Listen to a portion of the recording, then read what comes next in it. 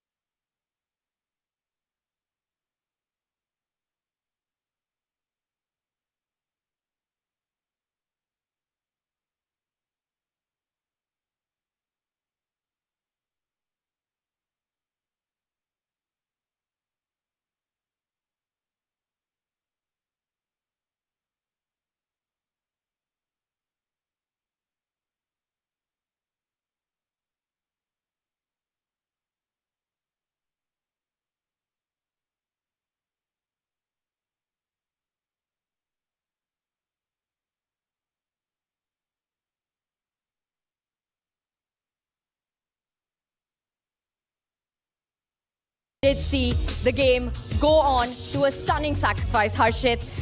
It was right here. Absolutely. Ferocious Firuza going for the King's side attack, and this was the moment. Sacrificing the piece with H takes G-Sing, giving up the knight on C3, and then Firuza and Sabi analyzing the game. What a win by him.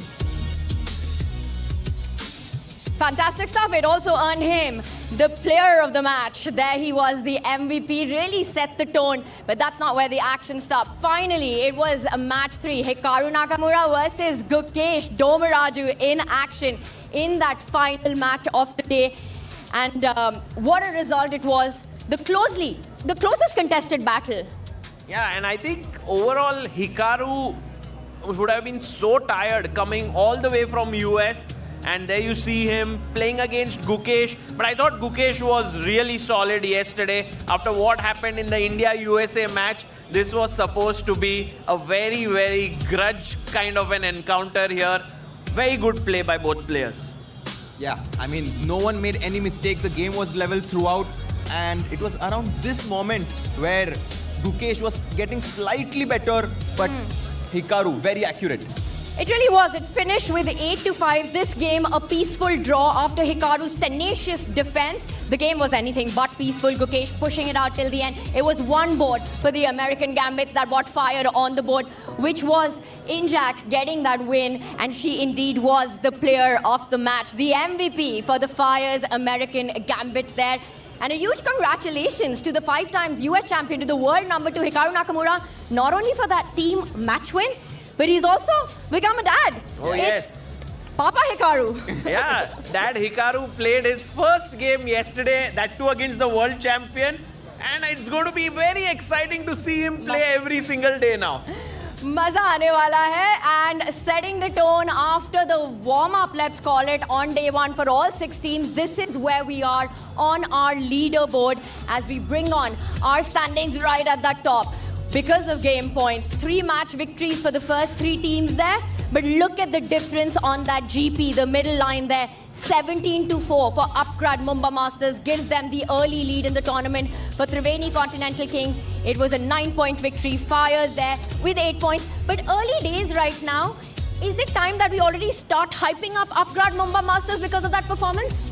I mean, it definitely sets the tone for the team for the rest of the tournament. I mean, the way they played yesterday definitely puts them as one of the contenders for the championship title, especially that it's happening in their hometown. But let's not forget how good Triveni Continental Kings is. Going for the hat-trick. They won the tournament in Dubai. They won it in London. They want to do it back here in India, in Mumbai. But 9 more rounds to go, guys. Long way to go.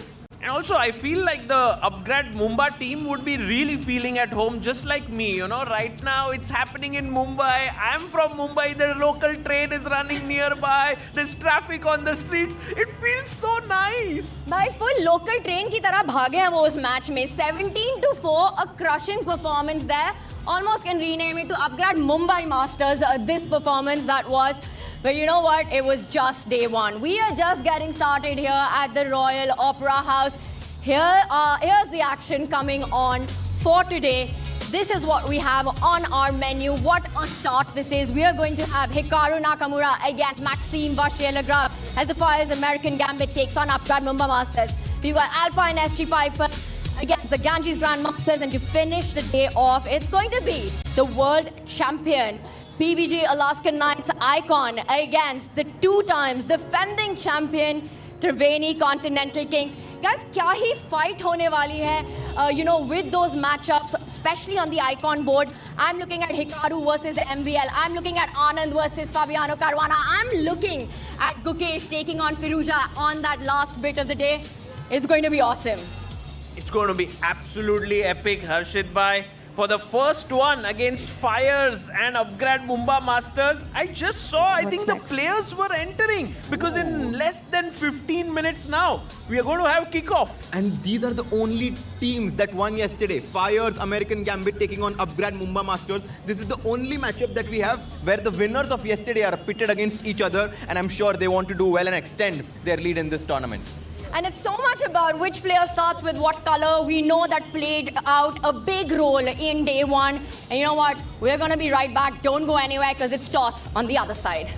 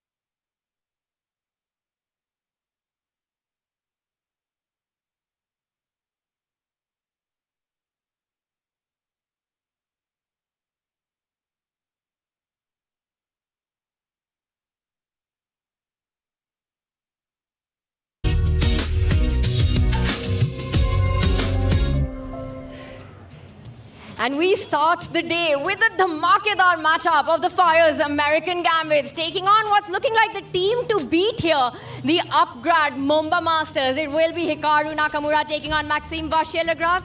And for the color toss, we head over to Arohi. A lovely afternoon here in Mumbai on a Monday, but it doesn't feel like Monday blues at all because we are gearing up for match number 4.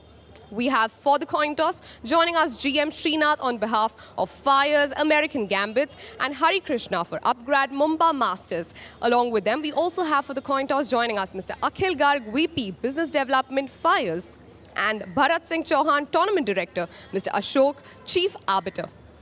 Can we have the coin toss? We'll have GM Srinath taking the call. Heads is the call.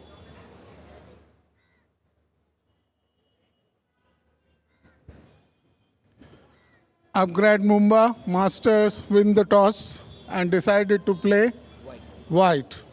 Thank you.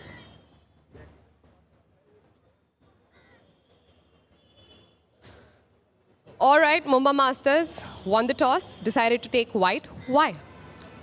I hope I took the right color, but just yesterday we played black, so we are taking white today. Any strategy that's going to change based on the color that you've picked? I think players prepared for both the colors, so they are ready. So it doesn't really matter because we'll play with the other color second half.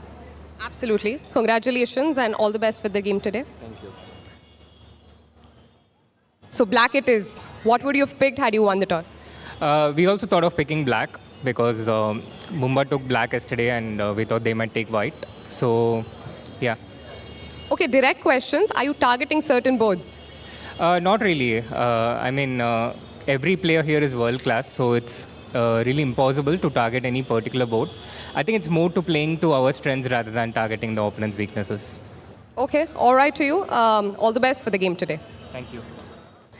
That is it from the coin toss. The news from the center is that you Upgrad Mumba Masters have won the toss, opted white. Plot twist ho chuka hai. Upgrad Mumba Masters chose to start with the black pieces on day 1, but on day 2, beginning their battle against the Fyers American Gambits, it's going to be them with white. Decision by Hari Krishna. First question to you guys, what do you make of this change in strategy? I think yesterday they did so well with black. They scored 17 points. So I would have imagined them to continue with black pieces. But Hari is like, let's have a balance, you know, because the color that you choose right now, you will get the opposite color in the second half of the tournament. Absolutely. It's going to be a double round robin, which means that the teams play with both colors. But I think there was a very important reason that they chose the color white in this game because they wanted MVL to have the white pieces against Hikaru. Because if Hikaru got the white pieces, that would have been a deadly matchup.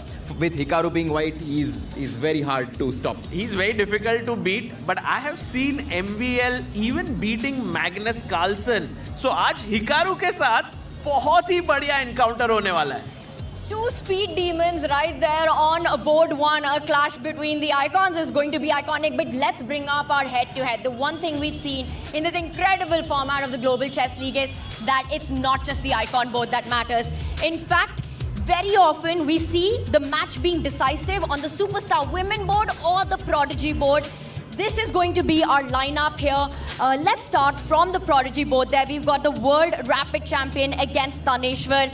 Is there a favorite in this one, Harshit? I do think that Volodar Mosin, who also has a slight advantage in their head-to-head matchups, will be a favorite in this matchup. But Daneshwar Bardia, coming off his win yesterday, is definitely riding high on momentum. And I think that it will be close, but Morzin is the favorite. All right, so that's a +1 right there from our panel for the Fyers American Gambit. I want your take on ENIAC, who won yesterday against Harika Dronavali, both players who won their games. Yeah, I think Theodora had a very smooth win yesterday, and I feel that she might be the small favorite, but Harika is world class. I just can feel that Theodora, because she scored that winning game yesterday for her team, the momentum there, the feeling that you have done something special could really be very important for the Fyers American Gambit.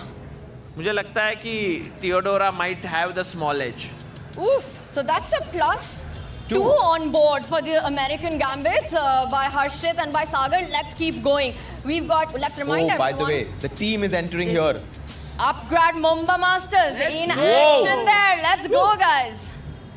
Wow, there we saw Shak Mamidyaro entering, Daneshwar Bardia, Wesley. Must laga bhai enter hote hue. We are live from the Royal Opera House. And guys, while the players entered from here, we have an amazing setup in the fan zone. Also inside the playing hall. Tanya, do you want to continue with the next boards that we were looking at? Let's do it, bhai. Dil dhak dhak ho raha hai seeing the players walk into the arena. Action's about to start very soon. Let's move on to Koneru Humpy, who lost her game yesterday with the white pieces. She takes on Bibisara Asubaeva. What do we make of this one?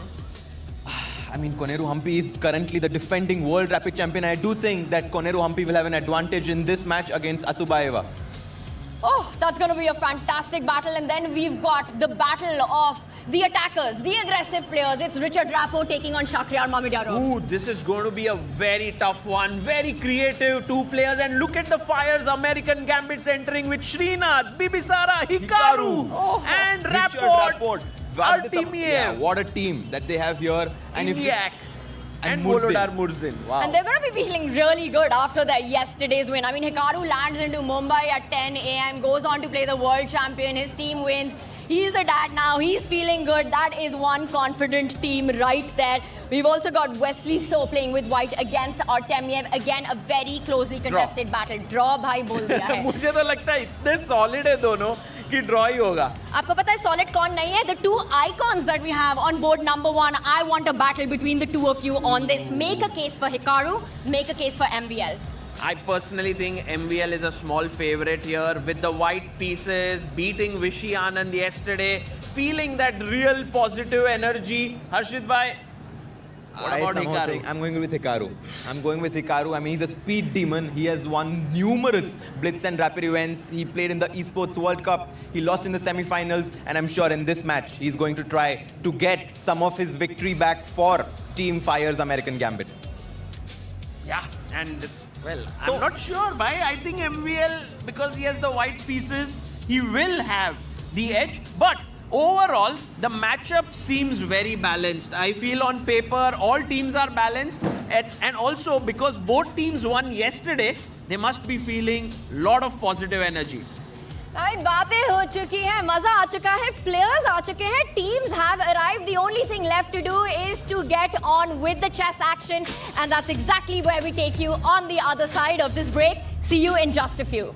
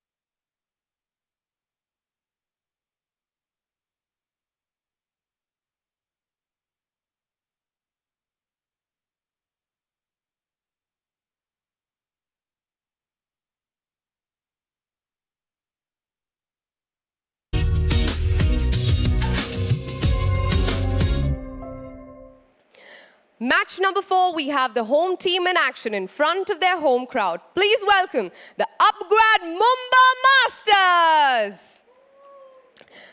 Maxim vachier-lagrave, Wesley So, Shakhriyar Mamadyarov, Koneru Hampi, Harika Dronawali, Bardia Daneshwar, along with their coach, Mr. Hari Krishna.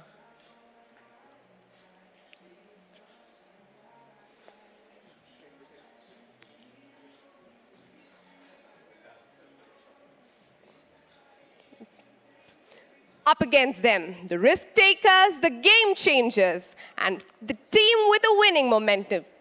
Give it up for Fyers American Gambits. Hikaru Nakamura, Richard Rapport, Vladislav Artemiev, Bibisara Asaubayeva, Teodora Eniak, Volodar Murzin, along with their coach, Mr. G.M. Srinath.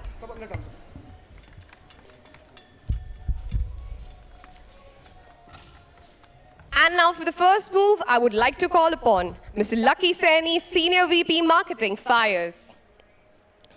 Please put a huge round of applause for our players for today as they take their places. All the best to all of you. Can we also have Mr. Bharat Singh Chauhan, the tournament director, along with our guest for today, Mr. Lucky Saini, for the first move.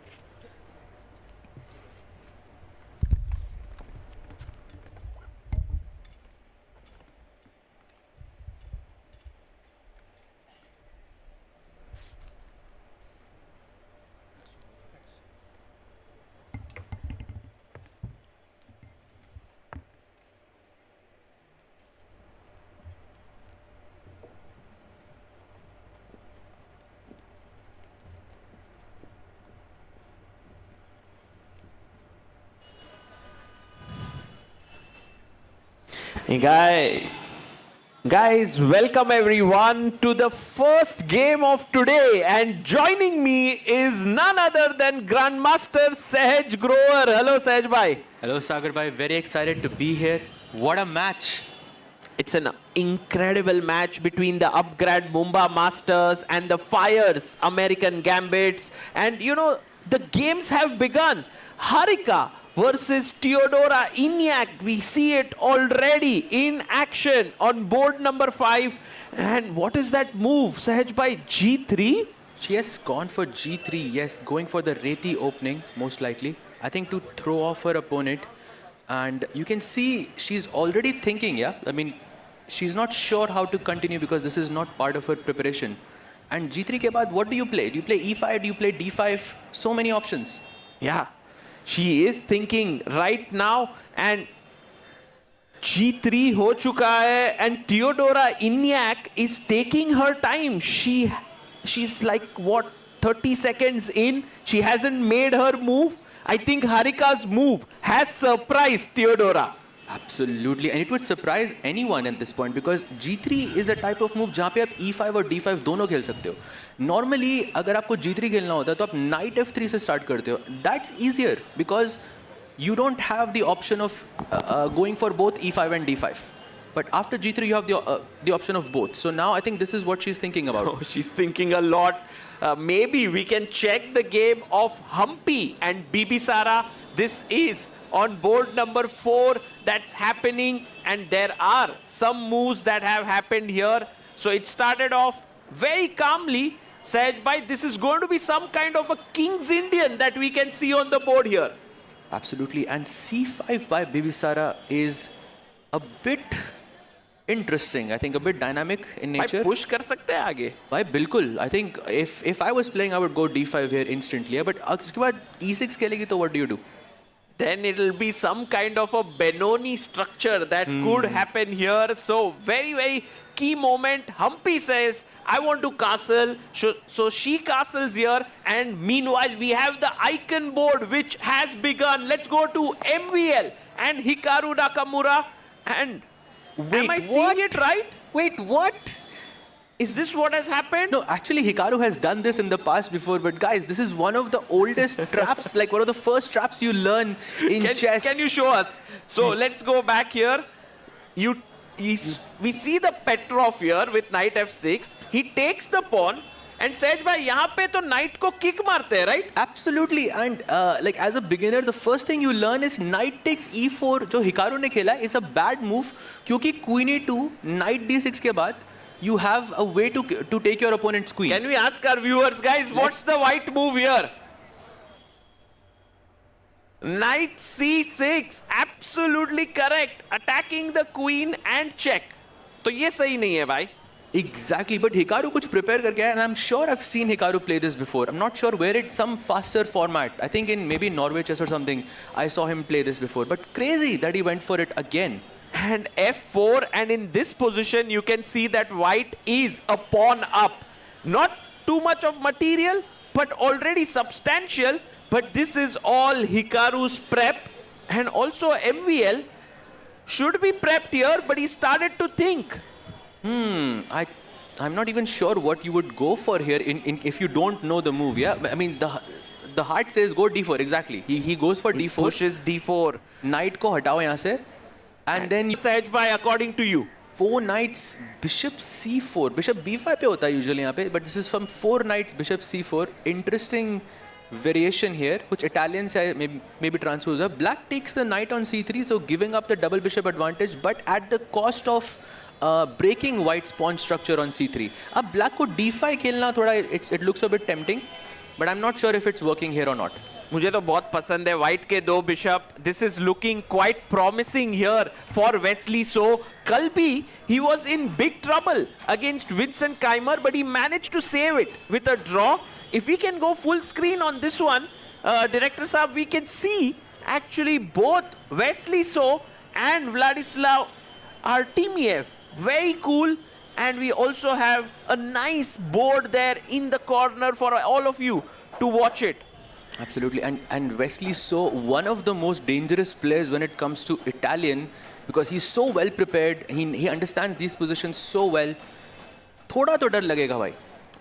Absolutely. Let's go to another game here. We have the battle between Shakhriyar Mamedyarov and Richard Rapport, two of the most creative players in the world of chess. Board number 3 पे ये लोग खेल रहे हैं. क्या लग रहा है यहाँ पर आपको? Very exciting opening, yeah, Sahaj bhai, Nimzo Indian. Bilkul bhai, I think this has now become a trend of giving up the double bishop pair, attack the pawn structure thoda, and let's go bhai. I think I love this time format because it brings out this need to win for both players, which I really like. This is Nimzo. White ने f3 push कर दिया. अब e4 के साथ कुछ attack आ सकता है king side पे, e4, f4, e5 and so on, and black playing on those 2 pawns on c3 and c4. So you get your knight here, you get your bishop here, you get your rook here, you try to attack on this pawn, and this is the ideas in the position. It's looking quite exciting on this board, I must confess. Going to the game of Humpy and Bibisara Asaubayeva on board number 4, here we see that the position, although even, the engine is suggesting that white is slightly better here.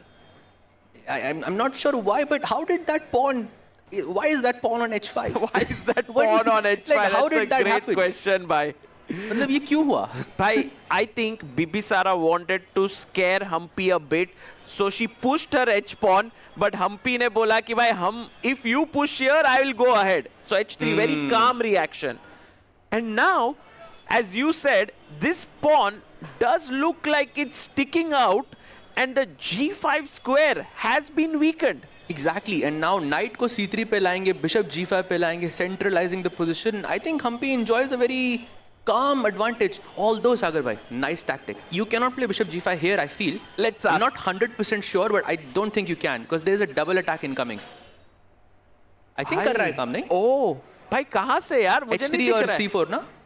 Oh my God, what a move. Working, yeah, I think. Sahaj bhai, very sharp, guys. Can you find what Sahaj bhai has on his mind? It's a double attack, and this one is for a small giveaway. क्या खेलोगे भाई यहाँ पर? Black to play double attack. Yes, correct. Queen C8, that's amazing. And maybe, I don't know, should I throw it by?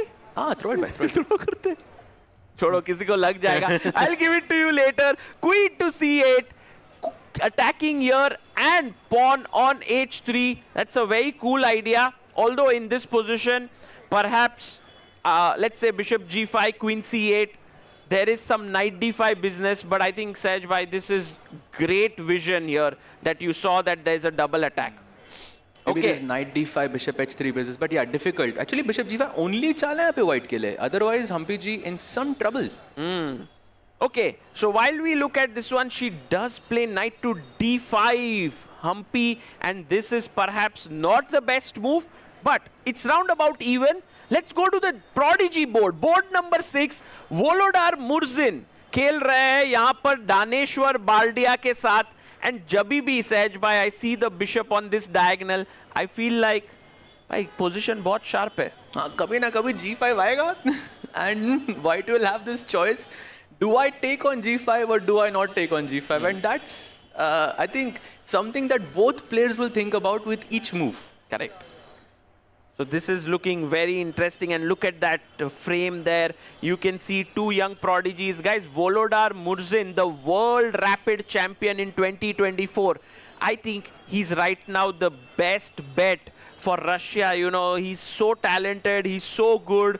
He's grown up like along with the players like Prague, Gukesh and all of them. He slowed down a bit, but right now he's looking like one of the best rapid players in the world. I think he for sure would be one of my favorites going into the World Rapid and Blitz, yeah, because I think he is so dangerous when it comes to faster formats. And also, let's not forget, Daneshwar, he almost had a gift yesterday against Ronak with that bishop a3, and you know, whatever happened there happened. But I think जब ऐसा आपके साथ एक game में होता है, then you have this momentum because you feel like, okay, things are going well for me. So I think in this game, both players are, I think, quite dangerous, and it can go anywhere. Correct. So let's go back to our icon board now. MVL versus Hikaru Nakamura. यहाँ पर खेल रहे हैं. And Sej bhai, you can see that the bishop did come out here. Knight is on c3, bishop b4, but Hikaru has started pushing his queen side pawns. I'm not really sure if this is a good idea or not, but as white, are you looking to go long castle, short castle, or leave your king in the center? I would love to castle on the long side, but you have this knight f2 business, which attacks both of my rooks. So, भाई ये देखो क्या खेल दिया है, bishop a6, and it's a question mark move. I have another question here. Black किधर castle कर रहा है? वो भी एक सवाल है. Actually, guys, remember castling rules के हिसाब से you can castle long side right now. In case if you are not aware, you might think, oh, the bishop is here, you can't castle, but the king is going from e8 to c8, तो castling हो सकता है. I mean, bishop e6 check. Sorry? Bishop e6 check. भाई mate, और ये side तो हो ही नहीं वो सकता. side तो ये actually this is the type of position जहाँ पे दोनों side कहीं भी castling नहीं कर सकते, because if white castles on the long side, there's knight f2. Yeah. If white castles on the short side, there's b4. And यहाँ पे rook attack होगा. हाँ, Oh, it's like such an interesting position यार. कोई भी castle नहीं कर सकता. भाई एक बात बताओ, why is Hikaru's last move a mistake? Because bishop a6 looks so good right now. भाई I think practically it makes sense क्योंकि उसने short castle रोक दिया. But I'm guessing कुछ like direct reasoning होगा इधर. You know, because of that it's bad. Maybe bishop e6 can be one of those moves to attack the f5 pawn. Also, Sej bhai, you were talking that if I long castle, there is this knight fork that is coming in here. तो Yes. भाई क्या करते हैं? पहले knight को एक छोटा सा kick, knight goes back, and now I long castle. And I think we are, I think this is, I don't know, it feels virtually By the winning. way, look at that. We have the entire sort of stage there that you can look at, and Vladislav Artemiev just got up to see the other boards, because at this point, I believe that he's thinking, is there something that I can offer a draw or something? No, not really. And then Hikaru gets up and he's looking at other boards. The Fyers American Gambits are like What's happening on the other boards? They really want to know. I feel like this is important, yeah, for them because to decide whether they should play for a win or not. I mean, they had a pretty nice, I think, match yesterday. So yeah, for Hikaru, I think this is super important. Also, all the bishop a6 is very dangerous. Bhai, what if I go d5? Arey, Sej bhai ka tactics have begun here, guys. D5 is what he's suggesting. A pawn push right into the heart of the position. And Sej bhai, I have to congratulate you. It's a fantastic move and it could very well happen. Maybe MVL will play it. Let's wait. MVL is taking his time. Guys, अच्छे players को ये समझ में आ जाता है कि ये critical moment है. This is the moment where I have to think. And that's the reason why right now MVL is taking his time. Yeah, because he can sense it. This is the moment and he can take down Hikaru. Yesterday also MVL played a wonderful game against Vishy sir. I mean defeating Vishy sir with the black pieces in Spanish is no joke. And he's definitely feeling it. And I think this is another very crucial moment for him. I think MVL is that guy, you know, when he feels comfortable, the best comes out from him. And somehow the Upgrad Mumba Masters have made him feel at home, you know, in his team. Because he's been continuing right from the start. He has been the icon board for the team in Dubai, in London, now. So he just feels like he belongs here. Wow. So लग रहा है कि भाई मुंबई मेरा शहर है. Amazing. So, oh, he goes bishop e5. By the way, he played h3. He pushed the knight, and now instead of long castling, which we were talking about, he plays bishop to e5, and perhaps not the most accurate move here. I'm not really sure why this is bad because black abhi bhi long castle nahi kar sakta yahan pe. There's bishop e6 check. But bishop e6 check. Can we not go king b7, Sej bhai? And let's take that pawn on f5. Aha, taking this pawn. बाहर उतना पसंद नहीं कर रहा है इस move को, but I have an extra pawn. I feel happy. Maybe there's some counterplay down the e files and the f file and so on. ठीक है, चलो ये position we can conclude that MVL is slightly better, but Hikaru भाई जिस तरह से defend करता है, he can maybe hold this position for now. For sure, for sure. I think Hikaru, one of the best defenders I think in the world. So for sure he can defend this. तो फिर एक सवाल ये है कि what is happening in this game between Wesley So and RT Maeve? Do you think this is also very even? It is, but golden pawn has been touched. Sagar bhai, F pawn has moved, and Sej bhai, all those who follow his commentary always know that the F pawn, whenever it moves, is like, my golden pawn touch नहीं होना चाहिए. Exactly. RT Maeve ने touch कर दिया, अब थोड़ा खराब लग रहा है. Like maybe some F4 moves in the in the future, not right now. It could be dangerous. Look at Humpy and BB Sara. काफी even लग रहा है, Sej bhai. बिल्कुल बिल्कुल. That pawn on h5 I think थोड़ा weird लग रहा था पहले. अब I think it looks fine. Can we here take this bishop on b2? I think so. Rook b1 आएगा maybe. Like black goes bishop g7 and I take the pawn on b7 and okay, we are again in equal territory more or less. And this is very good for white. So that's the reason why BB Sara is not going to take this pawn. For now, Humpy is putting pressure here. But guys, ये वाला position भी काफी equal लग रहा है. What a match this is. Yeah, सब जगह पे बराबरी. If we look at here, by the way, look at Humpy. Super focused, super calm there. And A5 played by BB Sara. But you know, Sagar bhai, there is a big problem. हाँ. BB Sara having 13 minutes and Humpy ji having 7 minutes. And how many moves have been played? भाई अभी तक तो सिर्फ we have had only, let me just see, 17 moves only have been played. So 23 more moves to be played in 7 minutes. And उसके बाद 2 second का increment. अच्छा भाई आप तो टाइम प्रेशर का ही सोच रहे हो already. भाई आधा टाइम तो that can be dangerous ना भाई थोड़ा सा. Correct. Oh, and meanwhile, guys, Mahindra and Richard Rapport, board 3, the idea which we were talking about, said by it has happened on the board. A4 has been met with A5, and look at this Shatir move by Shakriyar Mahindra. He's like, देखो, if in this position, I went Rook B1, you would have defended Knight D7. So what I'm planning now is to actually first kill your knight and then get attacking this pawn. Exactly, just pin kar do. Pin is a win. Next move rook b1 and I take the pawn on b6. Like what a smart move this is. Too good, too good. And guys, how does black react now? Should I go rook b8 now? Do you think like I just put my rook here? Why? That is a mistake. Why? Ooh, that's a good question. कुछ f4 वगैरह आ रहा है क्या?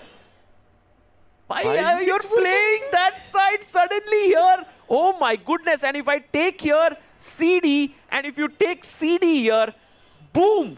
E5 by pura hi khol do and takes. And now for another giveaway here, guys. Anyone? White to play. What do you do here?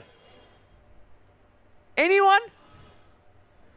Bishop F4. There is a young boy in the crowd who is giving all the right answers and सारे ही सारे chocolate ले लेगा भाई. इधर और एक रख दिया है.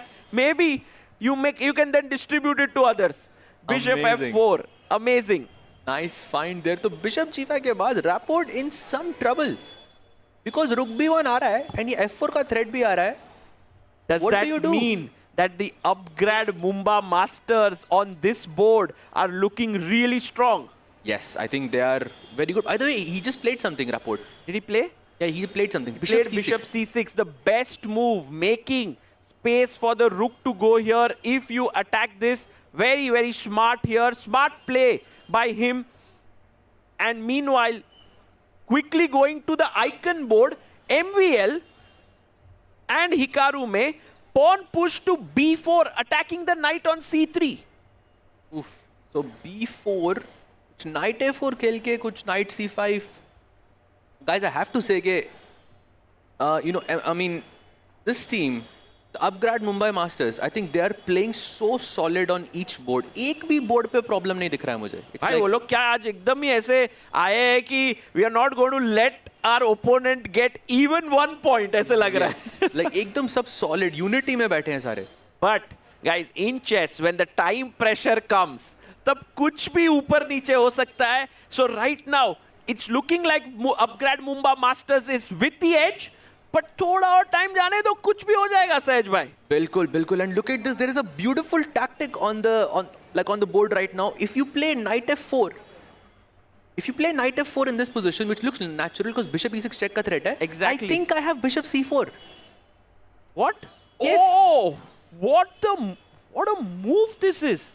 भाई like रुके one check incoming. This is there hanging, is a and if I chance कि take, फंस सकते हो यहाँ पे आप. take here, guys. Anyone? Black to play. If we can show our crowd here, भाई क्या ही ये माहौल बना है यहाँ पर in the Royal Opera House. We also have Dheeraj Adyaji here from Tech Mahindra sitting here, and so nice to see him following this encounter. Thank you, sir.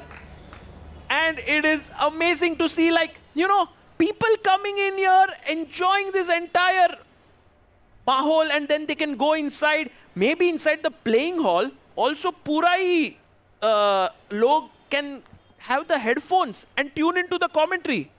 Wow, that sounds a lot of fun. भाई माहौल तो बढ़िया बना है यहाँ पे. Exactly. And by the way, guys, the man on the screen that you have, Mr. Dheeraj, I met him in Texas when I went over there, and they've created an absolutely amazing experience center.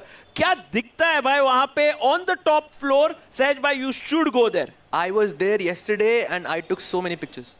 Instagram will be popping soon. भाई Texas में जाना है in USA. अच्छा, I thought you were. Oh, and meanwhile, inside the playing hall, you can see so much of tension rising. Hikaru Nakamura is moving around. He's looking around and he's like telling his team, guys, don't worry. I'm doing well. And he's calculating. Takes. But this is the current position, right? Where Hikaru has to sort of go for this idea with bishop c4. I think that's what he has considered. And Hikaru Nakamura ने वो मुंह देख रखा है जो आपने बताया, and he's feeling confident. Yeah, let's have a look at all the 6 boards to just see, guys, in a screenshot कि भाई हो क्या रहा है यहाँ पर. As you can see, we have the 6 boards. Board 1 में white उधर, if you see is, if you look at just at the bars, सब कुछ बराबरी के आसपास है यार सहज भाई. Why also on the top left board he did eventually play f4. अच्छा. So now I think. तो वो Black गेम पे could- जाते हैं भाई, वो गेम पे. I think it's time for us to go back to Shakhriyar Mamedyarov versus Richard Rapport. Can we have that game? Board number 3. भाई वो सबसे exciting game है. You did play F4, H6, Bishop H4, and I'm a bit worried, Saj bhai, if I take here, what are you going to do? Because if Rook takes F4, there's the move G5. Which Rook F6 can we take? Whoa! Rook takes, Queen No. takes. Apparently it was not the best. It was perhaps not the best, but I don't even know. What do you do here? Which hai idhar? There must be something. Oh, beautiful. Yes, Rook F1. What a move! Crazy. What a move! And if you take here, this is hanging. If you take here, ye mar ke ye mar raha hai. Man, insane tactics can happen on this board between Shakhriyar Mamedyarov and Richard Rapport. Absolutely. And meanwhile, can we quickly check what is happening with Harika on board number 5? Another position जहाँ पे black ने h5 खेला and we have that bishop on g5.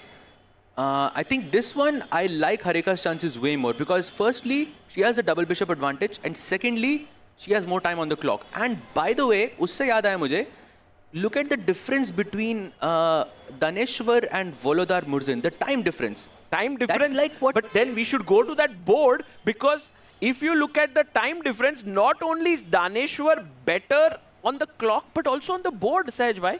Wow, and I don't think this game has had more than what 20-25 moves. 3 minutes पड़े हैं Volodar के पास, and he's already much worse. And he's attacking this. I'm pretty sure you have to take here. And now, do you take with the pawn or with the queen? Wow, Daneshwar, I think, about to score his second win in a row. And there we see the clock there, guys. Daneshwar really playing well.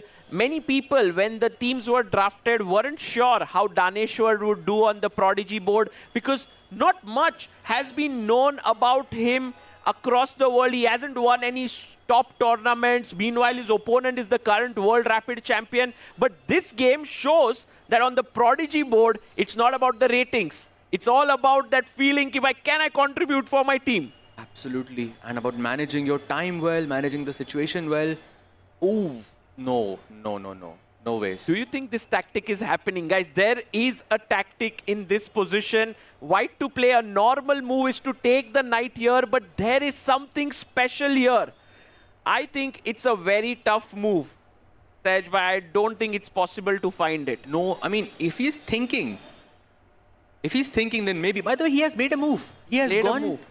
Knight takes उन्होंने d4. मार दिया है, but guys, there was a tactic with bishop takes pawn, king takes pawn, rook a7 check, king goes back to g8. I take the knight, you take with the queen or the pawn. Let's say you take with the queen, check here, king here, and boom, you enter. It seems like everything's protected, but now white to play, finish off the game, someone here. क्या खेलोगे?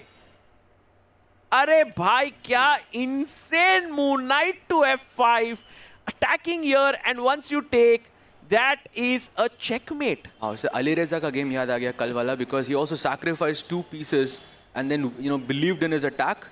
But yeah, very difficult sequence of moves. It didn't happen. It didn't happen. It was a fantasy line there, but Daneshwar better, Harika slightly better, Shakhriyar slightly better. Maxim equal now. It seems like Upgrad Mumba's master's decision of playing with the white pieces has worked out to some extent. For sure. And this game, I think in specific, is the game that they can bank on because literally you have triple the time of your opponent and you're in a +1 situation. Looks amazing. That bishop on b3 is a fantastic piece. Black ka bishop jo 8 pe pada, like it doesn't have much of a future right now. बंद पड़ा है यहाँ पर. So this is looking good for Volodar, for Daneshwar Bardia. By the way, there's one board which could potentially be dangerous for the Upgrad Mumba Masters, and the Fyers American Gambits could fire here, and that is the board between Wesley So and Vladislav Artemiev.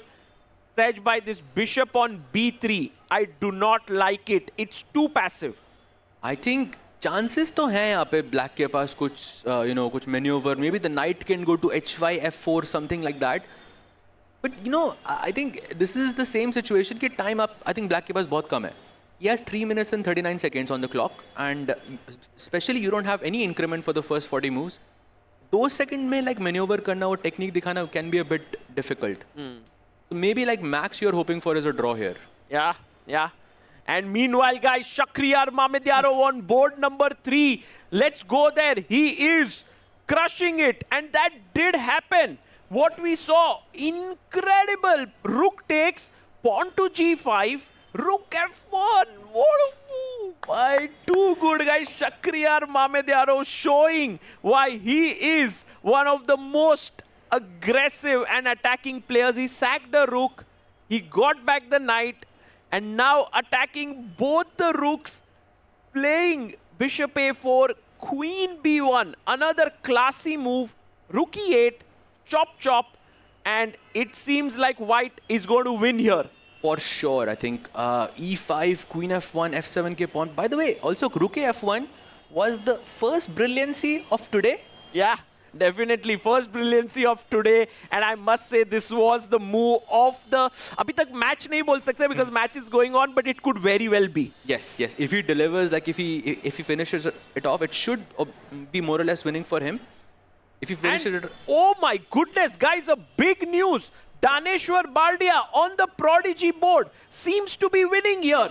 If we go, the last move by Volodar Murzin going queen b7, not so good. Sejbhai, I want you to give your thought as a grandmaster. Is this looking over? Yeah, hai koi chance? I firstly, of course, there must be some tactical method here to sort of convert the game. But I think it should be winning because opponent ke paas 1.5 minutes left, pade hain. For like 9 moves, and then they have 2 seconds per move, and it's impossible. Oh, by the way, no. He goes knight c2, but guys, do you know what the winning line was? I can show you to just blow your mind. इसमें तो 3 chocolates. 3 chocolate g4 takes h5, takes or knight jumps in with a winning position. Wow. Just sack 2 pawns and just play knight f5 slowly and something will happen. Chess is so beautiful. But Daneshwar did not find it. He keeps his edge. It's not like he could have been totally winning, but it's still better for him. He's planning to enter with his rook. Bishop by यहाँ पर देख रहा है. I think this will be super tough for Volodar Murzin in 1 minute, as you say. And now again G4 is working. G4 नहीं होने वाला. Said by if G4 happens, I'm giving a standing ovation to Daneshwar Bardia here. अच्छा, अगले 3 moves में एक move G4 होगा. भाई अगर हो गया तो standing ovation. Done by. I'll go and bow down to him. क्या ही move होगा अगर G4 होगा on this board? He has 8 minutes to work it out, but nerves would be there. Let's see if he finds it or not.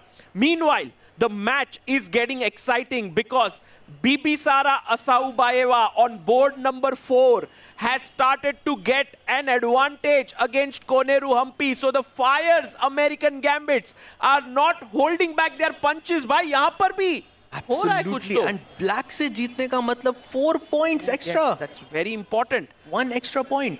Look at this bishop perched into the heart of white's position. Another bishop here. Rook attacking this pawn. ठीक नहीं लग रहा है ये position for Koneru Hampi.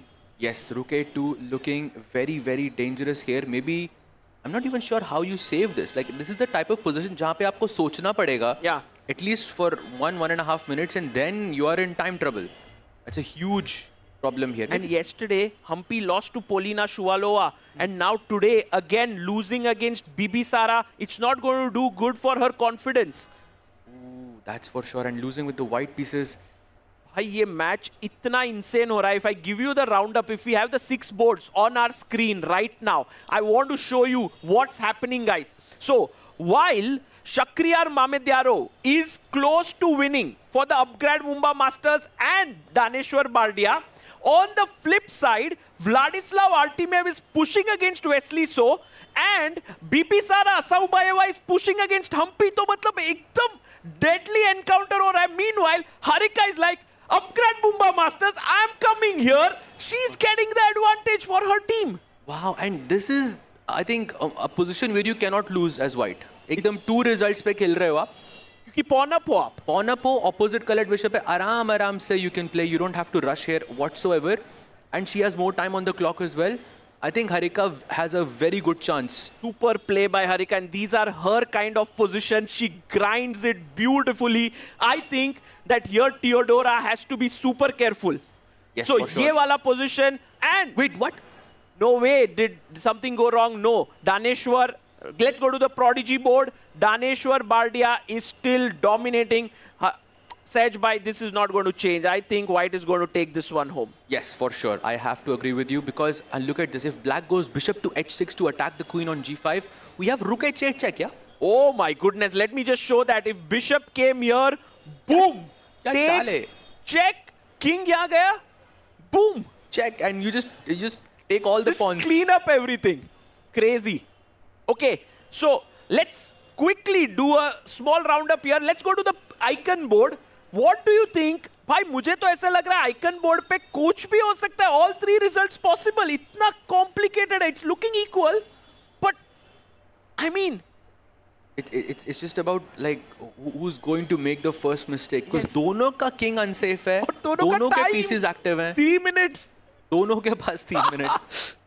Oh, meanwhile, guys, Shakriyar Mamedyaro on board number 3. Oh, and meanwhile, I don't want to move because here Hikaru is pushing his pawns very fast down the board.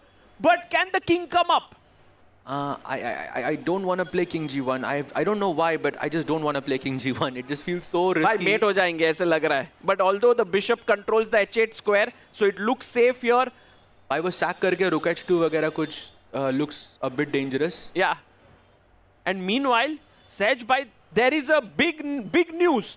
Let's go to board 2. Wesley So and Artemiev have drawn. And this is amazing news for the Upgrad Mumba Masters. Kyuki this was the game that was looking slightly worrisome for them. Absolutely. I think great news for the Mumbai Master. And I think with the black pieces making a draw against Wesley So is quite decent. But there are still 2 other matches जहाँ पे Upgrad Mumbai Masters को बचाना बहुत ज़रूरी है. Correct. And Shakriyar Mamedyaro versus Richard Rapport. Can we go to board number 3 right now? भाई ये देखो क्या हो रहा है यहाँ पर. The bishop is insane. The queen is crazy. The rook is mind-blowing. भाई क्या ही position है ये?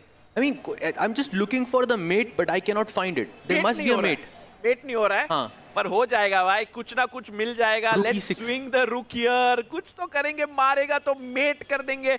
Bishop D5. This is कुछ तो है. Oh, by the way, number 4 result, Humpy has drawn. Oh my Wow. goodness, that's huge.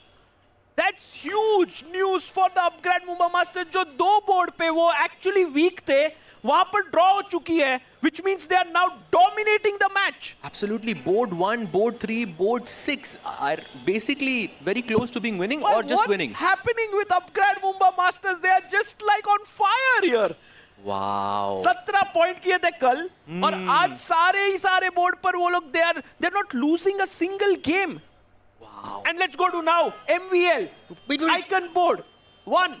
A big mistake. Bishop B5 by Hikaru Nakamura. Why is this wrong? What's happening, guys? The main move here is Bishop F7. Very tough move.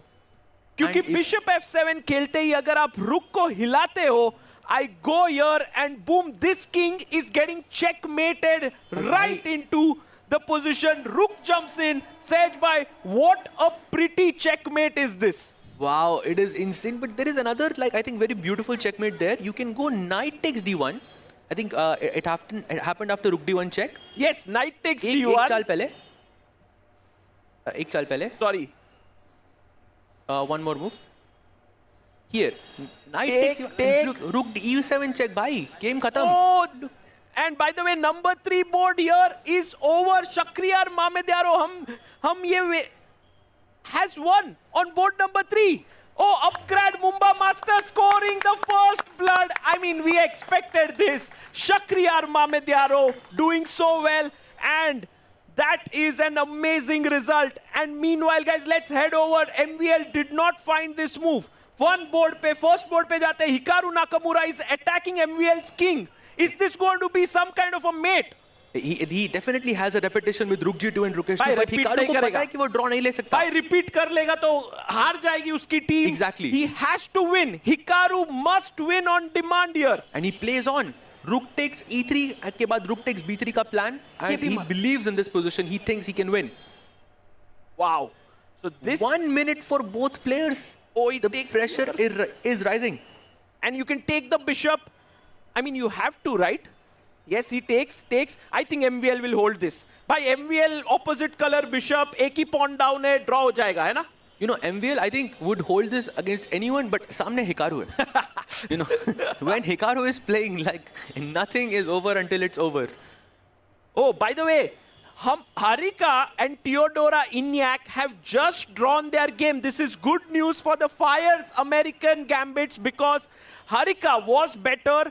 So right now the score is 6-3 in the favor of Upgrad Mumba Masters. But a big result, Daneshwar Bardia has won on the Prodigy board, which means that Upgrad Mumba Masters have won the match 9-3. Wow, With only the main board going here. A dominating performance by the Upgrad Mumbai Masters yet again, consecutively. Man, but Hikaru could win this. He has a winning position here. He can get 4 points. It won't be enough to win the match, but 9-7 is much better than, let's say, 10-4. Yes, for sure. And he goes Rook B3. He finds the win. He finds the winning move here. With Hikaru, this is always... He's such a tricky player. I know the title of this game. If Hikaru wins, I think it will be Hikaru's first win as a dad. Oh. But it's not over. It's not over, guys. Let's see. Bishop moves up. अब ये pawn मर रहा है. यहाँ पर king ऊपर आ रहा है. Why can't I take this pawn as black? Because then bishop takes g3 and that is the only reason why black is better or winning in this scenario क्योंकि आपके पास वो pawn है g3 पे. Oh, तो ये बचा के रखना है. इसको बचाना है हिकारू को. King को आगे लाओ f5, g4, h3 and use that pawn to create some back rank problems. That should be the way that Hikaru plays and he has made a move. By the way, guys, these are the best players in the world. But right now, MVL, who beat Vishy Anand yesterday, is going to lose this one. Hikaru Nakamura wins it for the Fyers American Gambits. But guys, it was not enough. The Upgrad Mumba Masters have struck here 9-7. We can see in the dugout here, the team was celebrating. We had the owner Suhel Chandok here, who was so happy with this victory by Upgrad Mumba Masters, scoring their second consecutive win. And it feels like the host city, Mumbai, is really very lucky for them. Sehaj bhai, man of the match, definitely Shakriyar Mamedyaro ho jaye bhai. Kya hi khele. Agreed. Rapport ko harana, wo bhi in this fashion is, it deserves that for Too sure. good. For sure. Agreed. I mean the player of this match, the MVP, Shakriyar Mamedyaro, but also Daneshwar Bardia, hats off to him for beating the world rapid champion Volodar Murzin. Hikaru Nakamura, well, he tried his best. He showed from the front that, you know, I can beat anyone here, but it was not enough. We can see the scenes from the playing hall right now. Exactly, uske naam mein hi badhiya hai. Like he's 2 out of 2 and naam mein hi badhiya hai uske. So, you know, I feel like it's just meant to be for him. Daneshwar Bardia. Exactly. Oh, and by the way, there you see the American Gambits teams, the Fyers American Gambits on your right, the Upgrad Mumba Masters, they are smiling. Hari, who's the coach of the team, he's weaving his magic with the team there. And I guess now, at this point, I love this tradition, by the way, when they all shake hands of each other. There are smiles on the faces of the players. Yes, unity dikh rahi hai, and there we have handshakes. I love this. I love this. Sehaj bhai, I've never seen this happening in chess. I've always seen like 2 players shake hands with each other. But just to show the team spirit, just to show this, all of them shake hands with each other. Maza aata hai ye dekhkar. Absolutely, absolutely. Shows sportsmanship for sure. Very nice. Wow. What a match it was, Sagar bhai. Maza hi aa gaya. And guys, at this point in this tournament, too early to say anything. but the Upgrad Mumba Masters look so strong, and in the playing hall, we have the viewers joining in. Guys, if you are in and around Mumbai, do join us at the Royal Opera House. Every day there are 3 matches. First one starts at 5, second at 6:30, third at 8 p.m. You can come to the fan zone. You can go in and look at Hikaru there. He's analyzing with his team members. Wow, he's just again that takes. Oh, he's talking to MVL. They are discussing the game with each other. Because last position mein MVL did have a chance to equalize matters, but he messed up, I think, in time pressure. And there we see, guys, the Upgrad Mumba Masters team coming out. Smiles on the faces of Wesley So, Shakriyar Mamediyaro as the team owner, Suhel Chandok, the CEO of the team, meets them and, you know, gives them those high five, the fist bumps. This and Hari is like, why Daneshwar Bardia did the job today. Absolutely, and Mamediyaro as well. Both of them playing a fantastic match. But I love these scenes here. It's so nice to see the team celebrating and the fans are there waiting. And meanwhile, MVL is like, bhai, I can celebrate later. Abhi to analysis zaruri hai. He is analyzing with Hikaru. Proper chess player thing, yeah? Like to just discuss and get to the truth of the position, get to the truth of the game. And there, I think this is really, you know, why they are the icons, guys. Win or lose, they love to analyze, and Hikaru with a smile on his face. He has done a great job today. He played some phenomenal chess, but the Fyers American Gambits fell 2 points short of victory. Yep. And we have the scorecard here, 7-9 in the favor of Upgrad Mumba Masters. Sej Bhai, it was an absolute pleasure commentating with you. It's time for us to go for a short break, and on the other side, we'll see you again.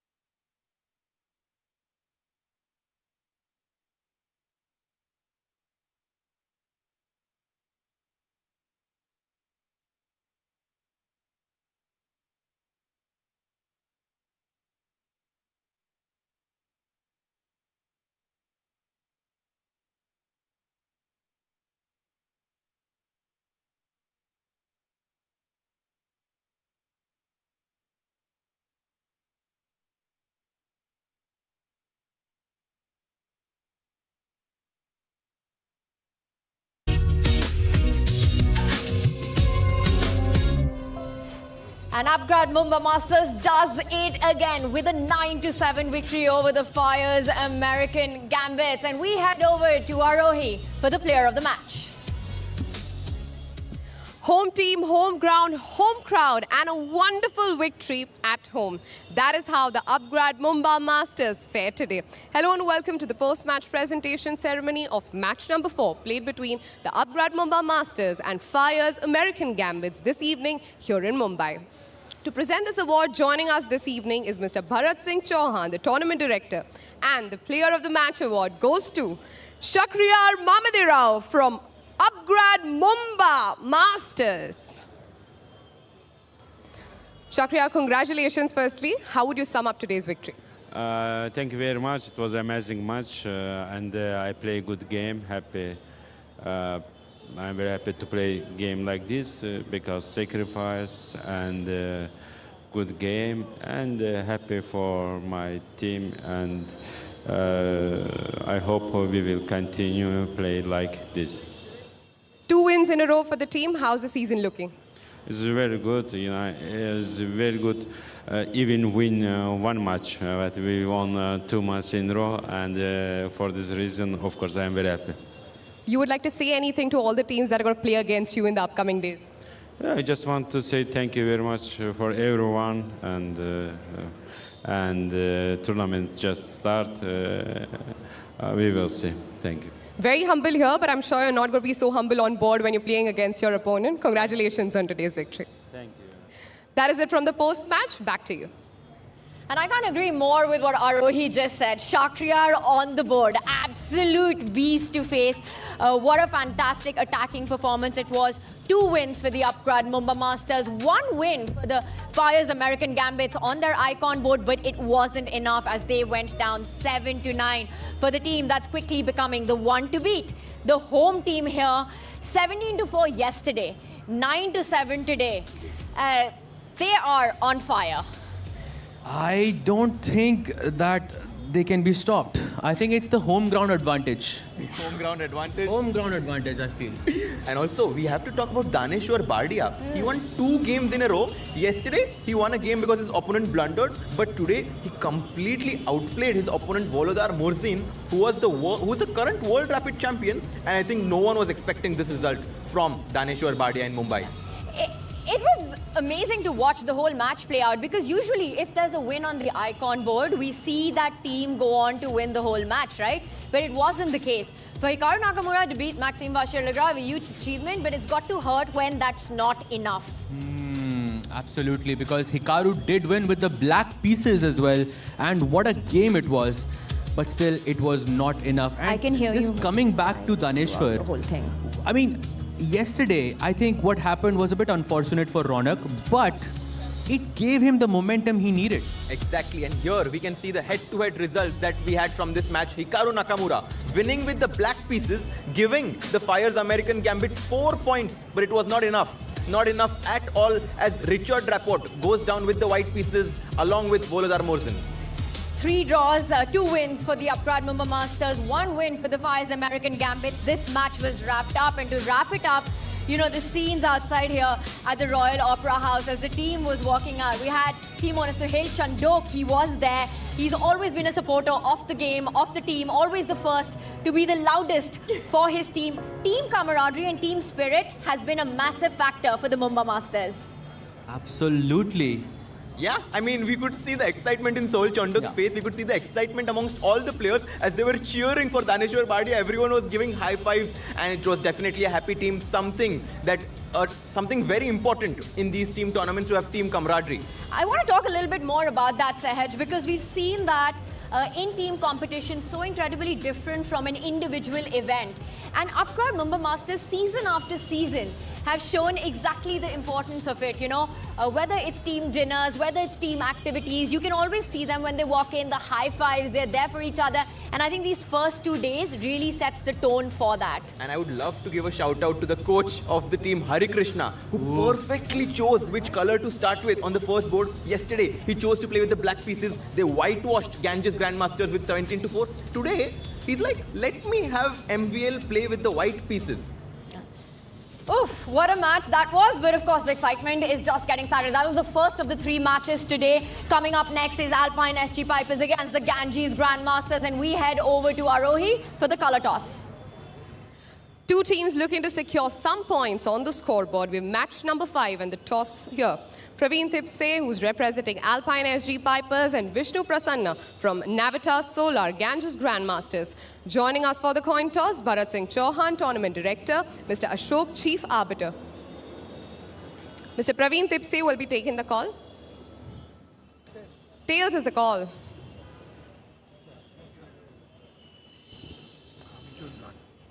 Ganges Grandmasters wins the toss, decided to play black. Thank you.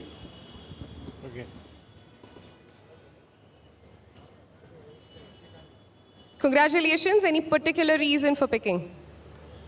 No, just we had white yesterday and we had a preference for black, I would say. And yeah, since we won, I just took black. Yeah. A tough day 1. How do you react to that? No, it's not uncommon in this league that you get beaten once in a while. So it's a long event and we are looking forward to today and the rest of the games. And we are optimistic. All right. All the best for your game. Thank you so much. Mr. Praveen, happy with the toss? Well, I think one has to be, one has to decide because we don't know which color you are playing. So our players are prepared for both colors. Doesn't really matter. You all had a tough day 1 as well. What was the conversation around in the camp yesterday? I think yesterday, yes, it was okay. It was a narrow loss, 7-9, but 2 losses and only 1 win. That was a bit unfortunate. We had good positions on some boards, but somewhere, players were not able to adjust with the shortage of time, and most of the mistakes were made when they were in time trouble. So this is the part of the game, and we look forward to doing better rest of the tournament. Hope you all have done your homework well. All the best for today. Thank you. Thank you.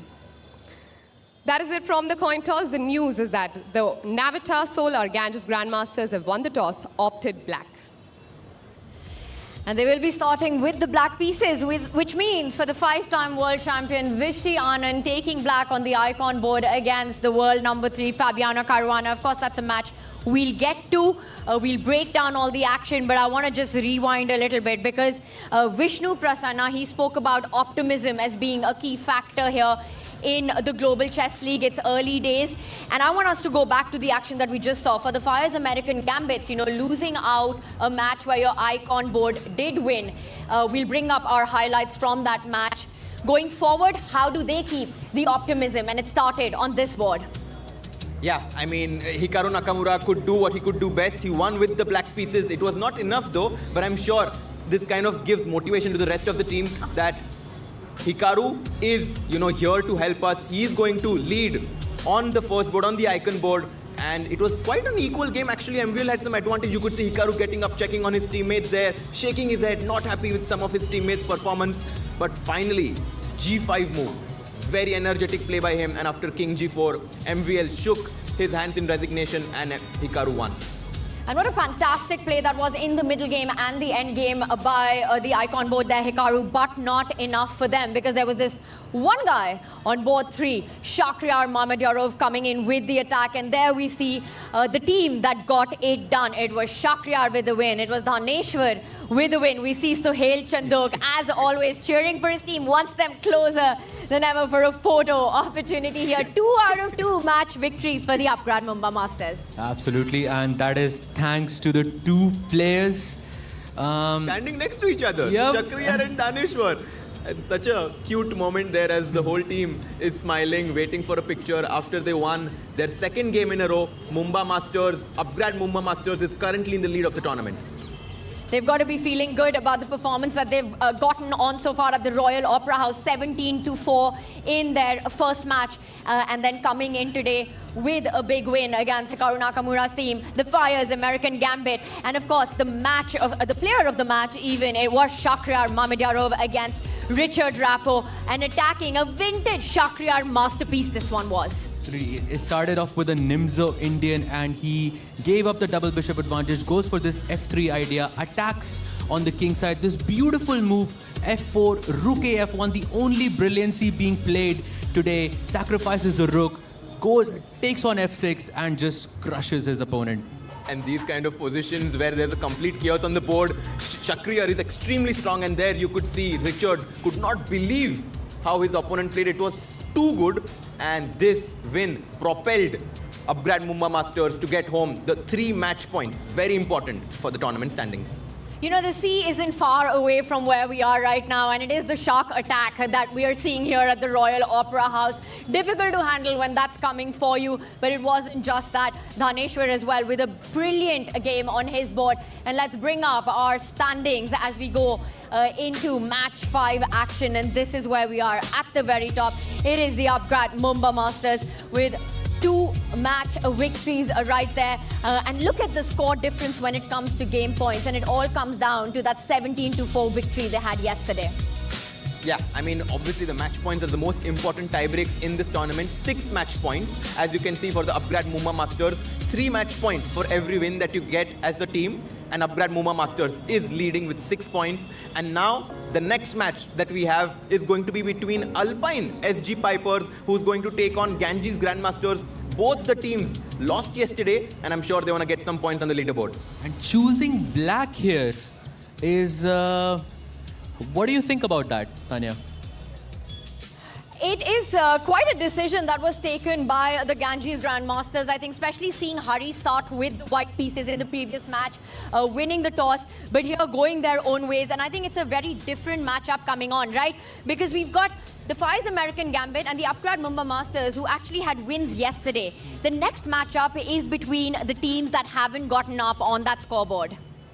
Yeah, I mean, I think in this match, it's going to be crucial to have a look at the icon board between Vishy Anand playing with the black pieces against Fabiano Caruana. And if Vishy, who did not do well yesterday, he lost with the white pieces. If Vishy can strike on the icon board, I think the Ganges Grandmaster is going to win. That's my take. If Vishy wins on the icon board, the whole team wins.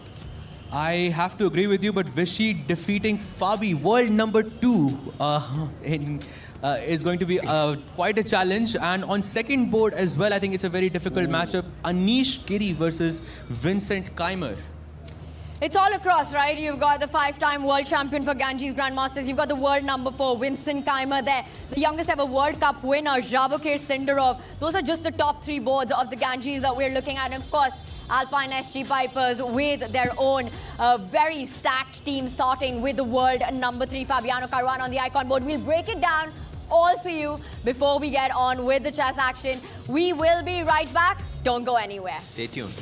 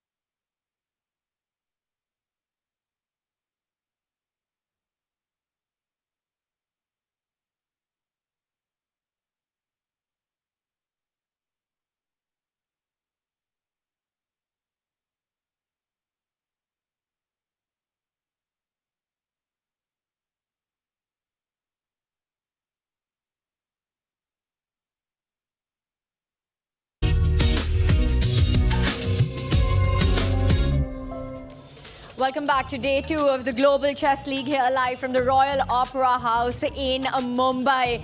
And we are headed towards the 5th match. We've already got 1 down. Still a lot of chess action to happen right here.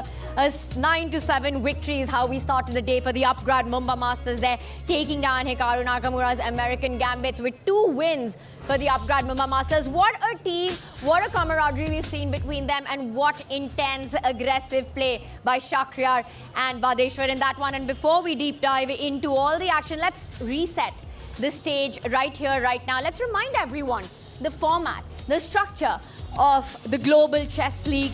It's one like absolutely no other. We are in the group preliminary stages. It's all about finishing in the top 2. Teams will play each other twice with colors reversed, and you really want to make it to the championship battle. And what's most important are the match points, which come from the game points. Again, the scoring system, so incredibly unique, and this is what brings on the fighting spirit.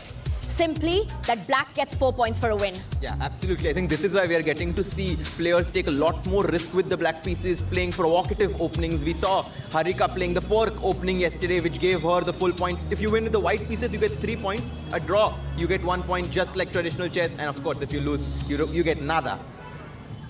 And that's what came to play, right? Hikaru won, but it was only enough to garner 4 points, and 2 wins by white there in the previous match for Upgrad Mumba Masters, taking leapfrogging into that leaderboard. This is the match structure. The highest number of points of match is what gets you to the finals. 3 points for a win, 1 for a draw. You lose the match, you get no points at all. And also, of course, there is the time control, which guarantees excitement and blunders. Absolutely, 20 minutes per player. And a 2-second, just a mere 2-second increment on move 40, which is basically nothing. So definitely making draws in such a format is very, very difficult. And I believe the teams can only draw if all of the matches are a draw, correct? Exactly. If all the matches draw, that's the only way that we are going to see a draw, because if black wins, you get 4 points, which makes this tournament very, very exciting. And I think that the match that we have coming up is very exciting. And that's the reason that we see such few draws in mostly decisive games. But now, let's set the stage for the action that's coming up. It is the Alpine SG Pipers taking on the Ganges Grandmasters. GGs will start with the black pieces in this one, chosen by Vishnu. What do you think? Will it be GGs for the GG? Oof, it's very, very difficult to say. We can go match by match and then make a prediction at the end. What do you guys say? I think that's a great idea, because I'm very interested to see what your predictions are going to be. Let's bring that up. Your wish is my command, and there we have it in front of us. I'd love it if we start from the Prodigy board. So many games getting decided on that one. It's an all-Indian clash with Mendonca versus Ronak Sadhwani. Now, Ronak, the big question to me is, has he recovered from the one-move blunder on day 1? I saw him yesterday, and I can assure you that he has recovered. Ooh. He is here. Tell us more. I think he's going to go for a win today, and I'm going to pick Ronak. I mean, this is going to be a big match, as you said, Tanya, because if Ronak is unable to, get over his loss yesterday, it's going to mean that Leon Mendonca will get those 3 points for Team Alpine SG Pipers. This is going to be a close one. I'm not sure whom to root for. I think it's a toss-up. But Anside says Ronak is a favorite. So let's go with Ronak. All right, so that's both Harshit and Sahaj saying that a slight edge to Ronak Sadhwani. Let's move on to our women board. And I want to just talk a little bit about that. I think the superstar women boards that we've been seeing have been bringing on so many of those decisive results. We had Polina's win against Humpy, Inyak's win against Sara. We had Nino Batsarashvili beat Alexandra Kostyniuk yesterday. On the Prodigy board as well, the wins that we saw by Dhaneshwar yesterday and today. The junior and the women board, are these the game changers for these teams? I have a feeling that they absolutely are, because most of the results that happen on this game are deciding who wins the match overall. And Stavrul, I was talking to her during lunch today. She was not very happy with how she played yesterday, but she feels good here and she's ready to perform her best today. Are you picking Stavrula over the chess queen slayer, Nino Batsarashvili? I studied in the same university as Stavrula and it's hard for me to root against her, so I'm going with Stavi.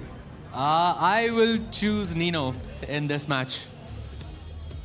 And what about you? I get to break the tie, as always, Yes. putting me on a spot. You know what? I am the neutral host right now.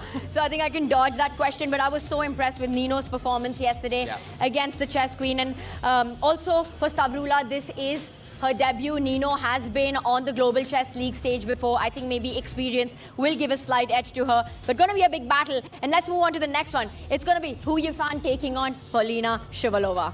I've been such a big fan of Hu Yifan since a very young age, and whoever Hu Yifan plays against, I kind of think that she's going to be a favorite because I still get reminded of her beautiful wins when she was world #1, and I'm definitely going for Hu Yifan in this match. I think the same here. I mean, she is the second greatest female chess player ever, and she's playing with the white pieces. How can she not be a favorite? Head to head, Lana. Head to head. So we think that Hu Yifan is going to be a favorite for Alpine SG Pipers here. Moving on to one board. And I know which board you want. Before we do just that, I want to bring our head-to-head lineup because we've gone halfway through, our lineup. We've covered the women's superstar board. We've got our prodigy board. But look at that top three that we've got between the two superstar men and the icon board. What a matchup this is. It's between the two candidates player. They will fight for a World Championship Challenger spot in March in 2026 in Cyprus. Pragnananda versus Javakir Sindarov. I'm going to say it first before you two take this away. I think this is where the match gets decided.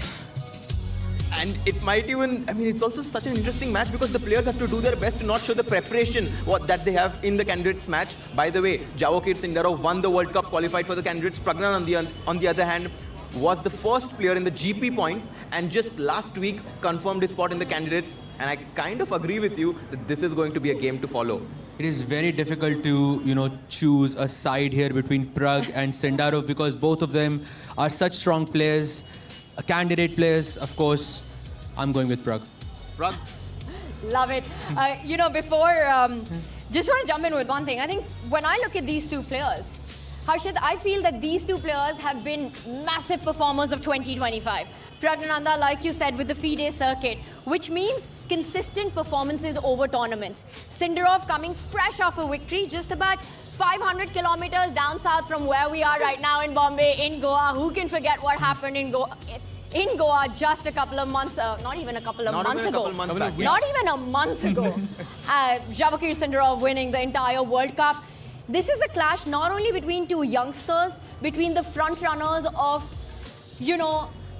the new generation, but also let's talk about the India versus Uzbekistan rivalry that's growing over the years. Yeah, we've had Abdusarov Nadirbek, one of the best players from Uzbekistan, but there was like 1 or 2 days when Javakir Sindarov overtook him. They came to India in 2022 in Chennai, won the Olympiad, and then Javakir comes to India, wins the World Cup, and this rivalry between the top 3 Indian players, Gukesh, Arjun, and Prag, is growing between Abdusarov Nadirbek, Javakir Sindarov, and Yakuboev Nadirbek. And here we see the team of Alpine SG Pipers, Fabi and Anish Giri, the two heavyweights leading the pack of the team. The rest of the team is going to be just behind them, and as you can see, Pragnananda joins the fray.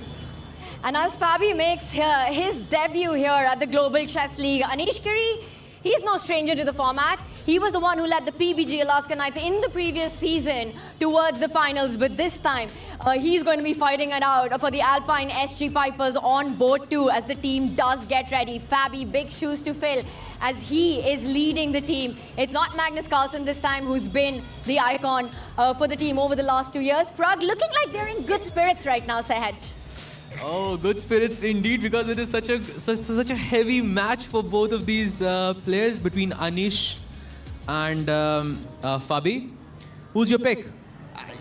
I am going with the Alpine SG Pipers in this match, but look at Prag. He has the flag in his hands. Teen bhai, tino tabhai, Prag, Fabi and Anish. They're ready. They're ready for the action to roll. And this is the moment in the tournament you want to start getting rolling right there, right? Because you lost that first match. You want to get up on that leaderboard. You want to get those points in. And there we see Grandmaster Praveen Thipse with their flag of the Alpine SG Pipers right there, getting ready for the matchups. And of course, we're going to have the Ganges Grandmasters with their yellow jerseys as well, walk in super quick. By the way, I have to say that in the jersey competition, I quite like this one.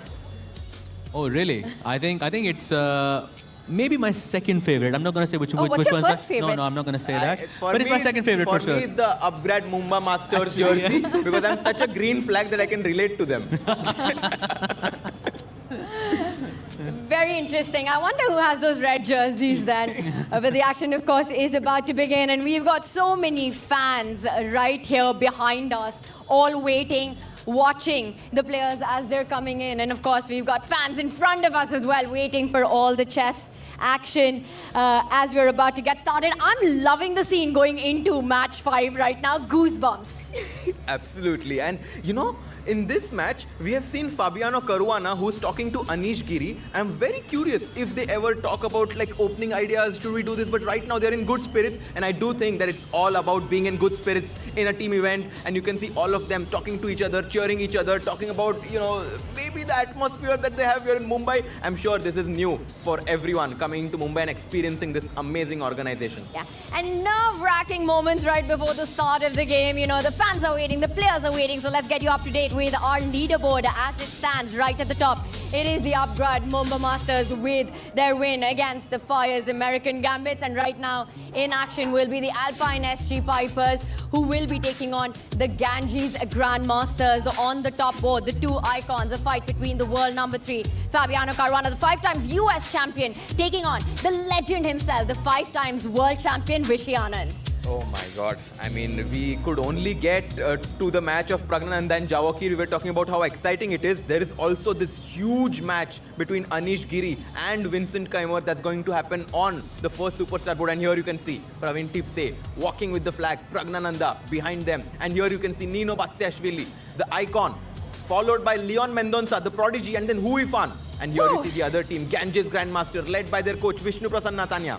This is amazing. Vishnu Prasanna there behind him. The legend himself, Vishy Anand. Then the world number 4, Vincent Kaima. Everyone getting ready. Prodigy board, Ronak Sadhwani. Our superstar women players as well. And of course, the youngest ever World Cup winner right there, Shavakir Sindarov in the mix. You've got Polina along with Solakidu. They're getting ready for their matchups as they're about to enter the arena. By nerves at this moment. Exactly. The players must be feeling the jitters right now as they're about to enter the arena. And it's all about the person in the arena, not the critic who counts. And this is going to be a very exciting clash between the two teams that lost yesterday.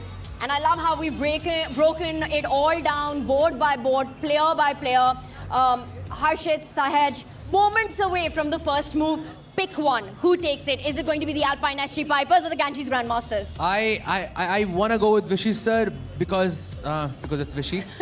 Okay, I will go with Ganges Grandmasters. Let's go. And I'm going with Alpine SG Pipers, and as I'm banking on Pragnananda and Anish Giri to do well on the Superstar boards. All right, well, the stage is set. You saw the teams. They are walking into the arena to get the first move started across boards. Our panel here, not even sure who takes it. It's going to be a closely contested battle between the Alpine SG Pipers and the Ganges Grandmasters. And we come back with all the chess.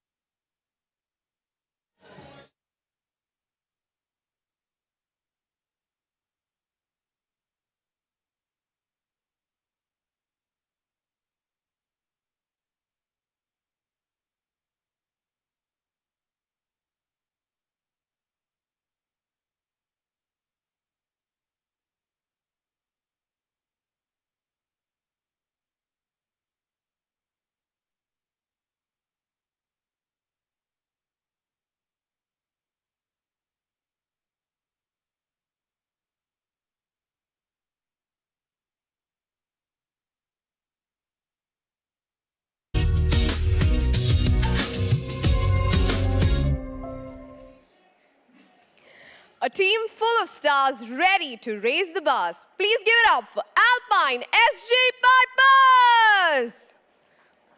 Their coach, Praveen Tipse, along with the players, Fabiano Caruana, Pragnananda, Anish Giri, Hu Yifan, Nino Batsiashvili, and Leon Mendonça.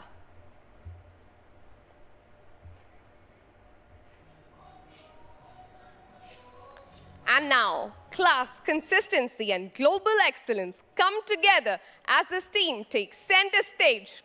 Please welcome Navada Solar Ganges Grandmasters. With their coach, Vishnu Prasanna, we have the players, 5 times world champion, Vishwanathan Anand, Vincent Kaimer, the World Cup winner, Javokir Sindarov, Stavrula Solakidu, Polina Shuvalova, and Ronak Sadvani. All the best to all the players. And now for the first move, I would like to call upon Mr. Dheeraj Adya, COO Global Chess League, along with the tournament director, Mr. Bharat Singh Chauhan.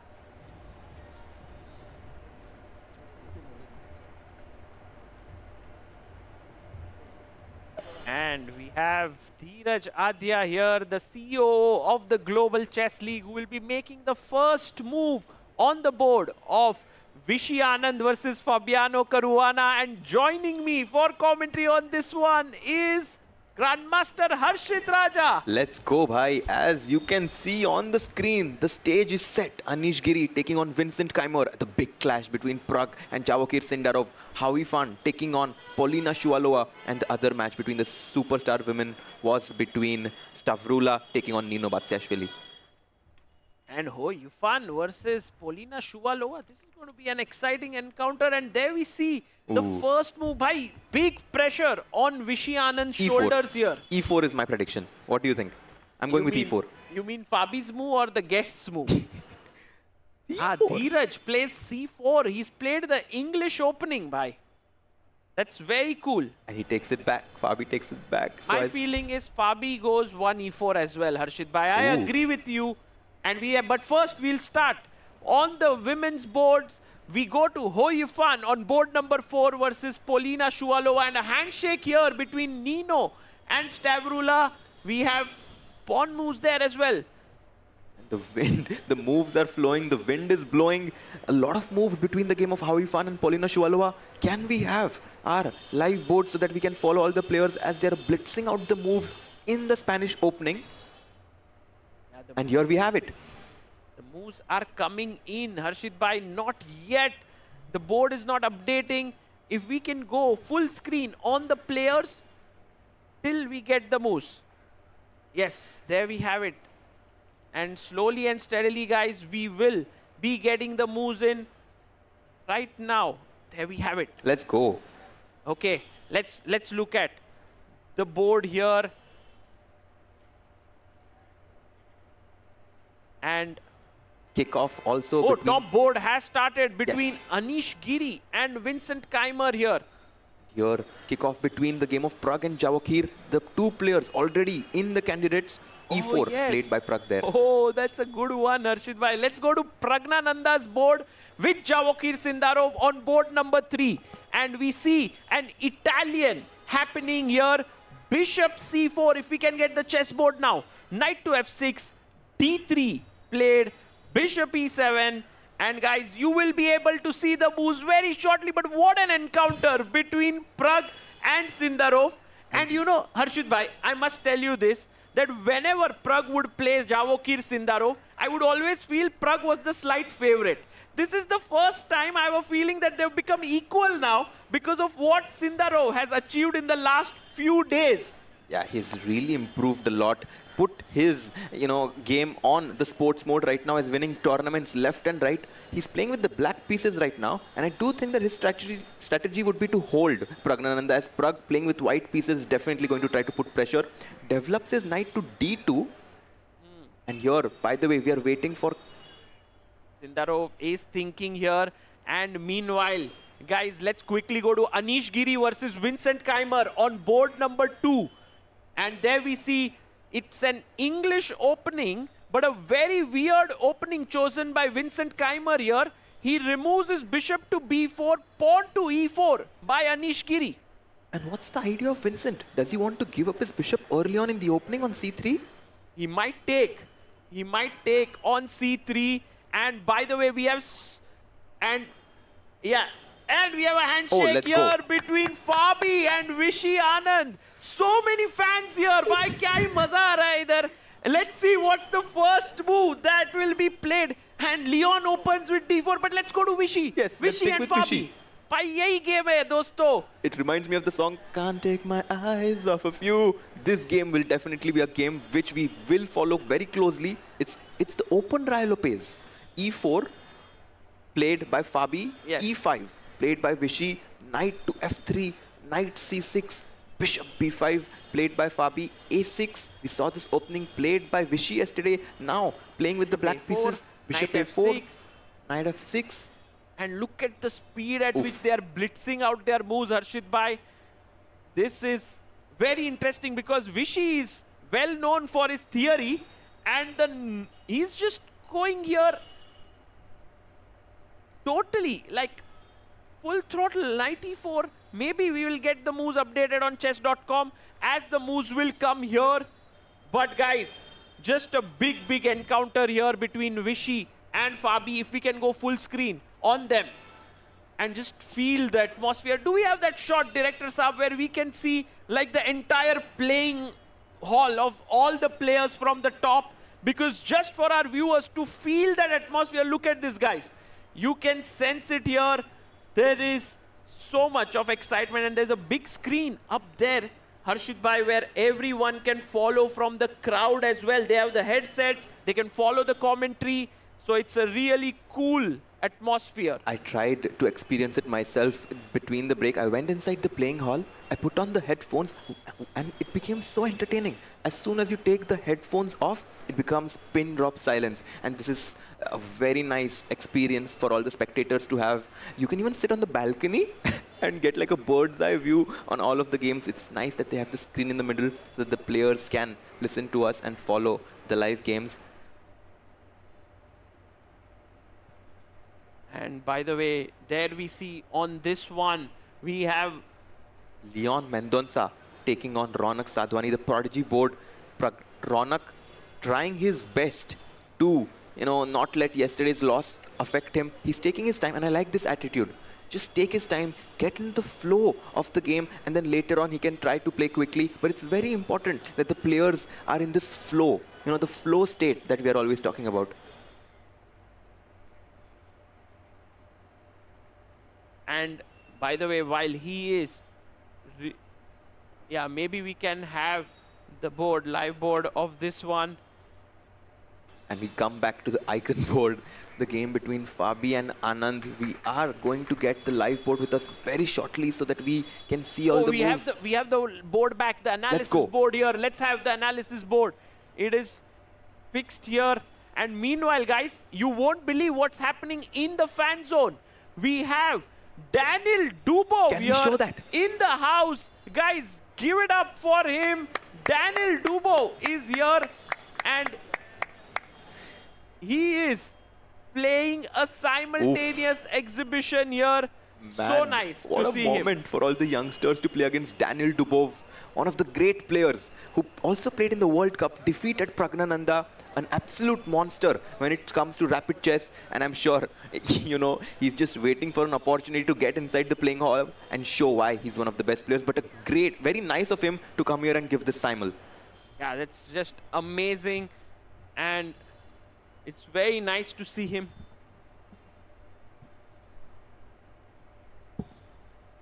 Here you can see around 20 players who get this opportunity to play with Daniel Dubov. They're very excited and potentially waiting to make an upset, but I'm sure Daniel is going to be focused here.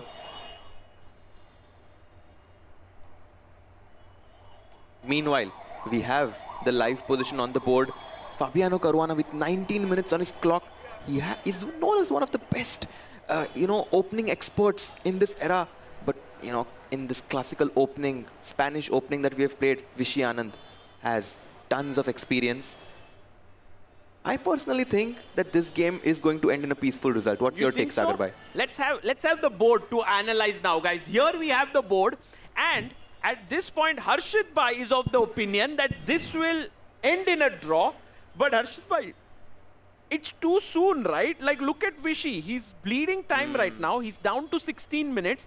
Fabi has 19 minutes on the clock. He's well prepared. And what do you have to say about this maneuver? Look at this. He placed his queen on e1 here. Very surprising. Allowing black to capture the knight on f3 and spoil the pawn structure. Knight goes back to c5. Knight d2. Knight e6. Yeah. At some point preparing the move pawn to d4 and now queen e2. Calmly playing here, bhai.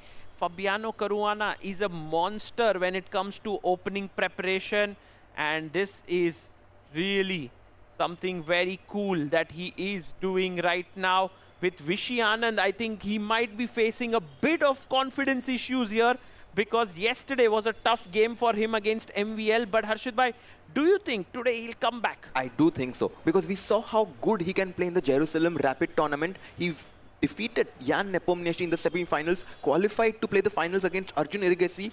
That was a draw in the Rapid segment. In the Blitz, Arjun Erigaisi toppled Anand there. But for him to reach the finals of such an elite tournament at this age definitely tells me that in this game, he is not going to lose again. And look at Vishy there.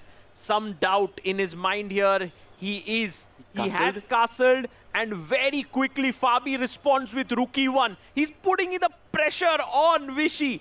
He's like, okay, Vishy, come on, show your preparation here. But Vishy is out of his prep. And do you think that because Fabi has qualified for the candidates, he's been preparing a lot of the openings, he is going to use one of these ideas? Or do you think he won't? Fabi is preparing openings from years and years. This guy is at the top for well over now 1.5 decades. So, you know, he has things worked out. He's constantly working. I think one of the most hard-working players out there in the world of chess. And this is definitely going to be exciting to see how this game develops as Vishy is trying to figure out where the pieces should belong. Look at Daniel Dubov here. He's playing a simul against close to 20 opponents. I'm very curious to see if anyone will be able to get a half point from him or not. Or maybe he will sacrifice in some of the boards. This will be so cool. You know, Daniel is so strong that even if he gives the simul blindfold to two of us right now and plays all 20 players, he still has a great chance to win. So guys, if you are looking for an opportunity to come and feel this chess atmosphere, then what are you waiting for? It's at the Royal Opera House in Mumbai here.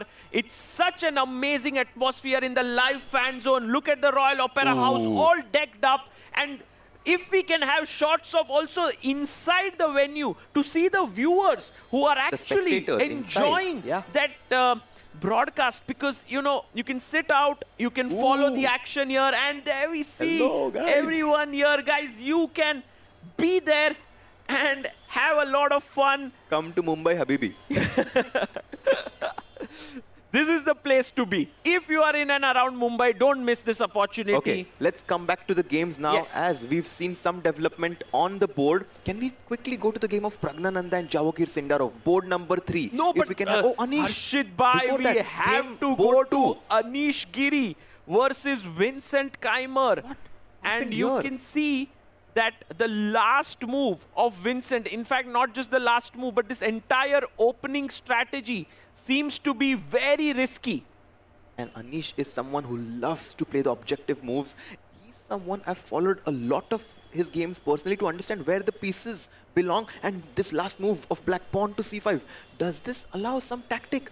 You know, this move pawn to e5 and the Greek gift. Guys, if black takes let's c6, ask d4, our viewers here, if you take here white to play, what would you play here for? A chocolate here that we have a giveaway, a I will melted throw joy it chocolate. if someone finds Why it. don't throw, bhai? Bhai, upar se dalenge. What's the move here? White to play. Anyone? Yes, you want to try? Go for it. Yes. No? No. Okay. What's the move here? White to move. Boom, I'll give you a hint. It's some sacrifice. Maybe we can... Everyone's so busy. Daniel just looked at the board. He's Yeah, like, he's what looked is at this it a easy second. question? I think he's like, okay, of course. Oh, Tushar. Yes. Bhai, what's the move? Bishop takes H7. Boom. What a move. Tushar Bhai on fire. Take here, check. Check. And the now queen. the king, if it goes back, the queen enters in and it is a deadly, deadly attack. Bhai, does he deserve to get this melted joy chocolate He right deserves, now? but Bhai, are you going to throw it? Let's try, Bhai. Okay. Tushar, Bhai, are you ready? Can I do it? Do it, Bhai. Huh? Yes, go for it. Oof. No. Someone could. Not bad, not bad. Harshit Bhai missing the aim here, just like how Anish Giri missed the move E5 here, did not play it A3, but still his position very promising. He's going for this, classical approach.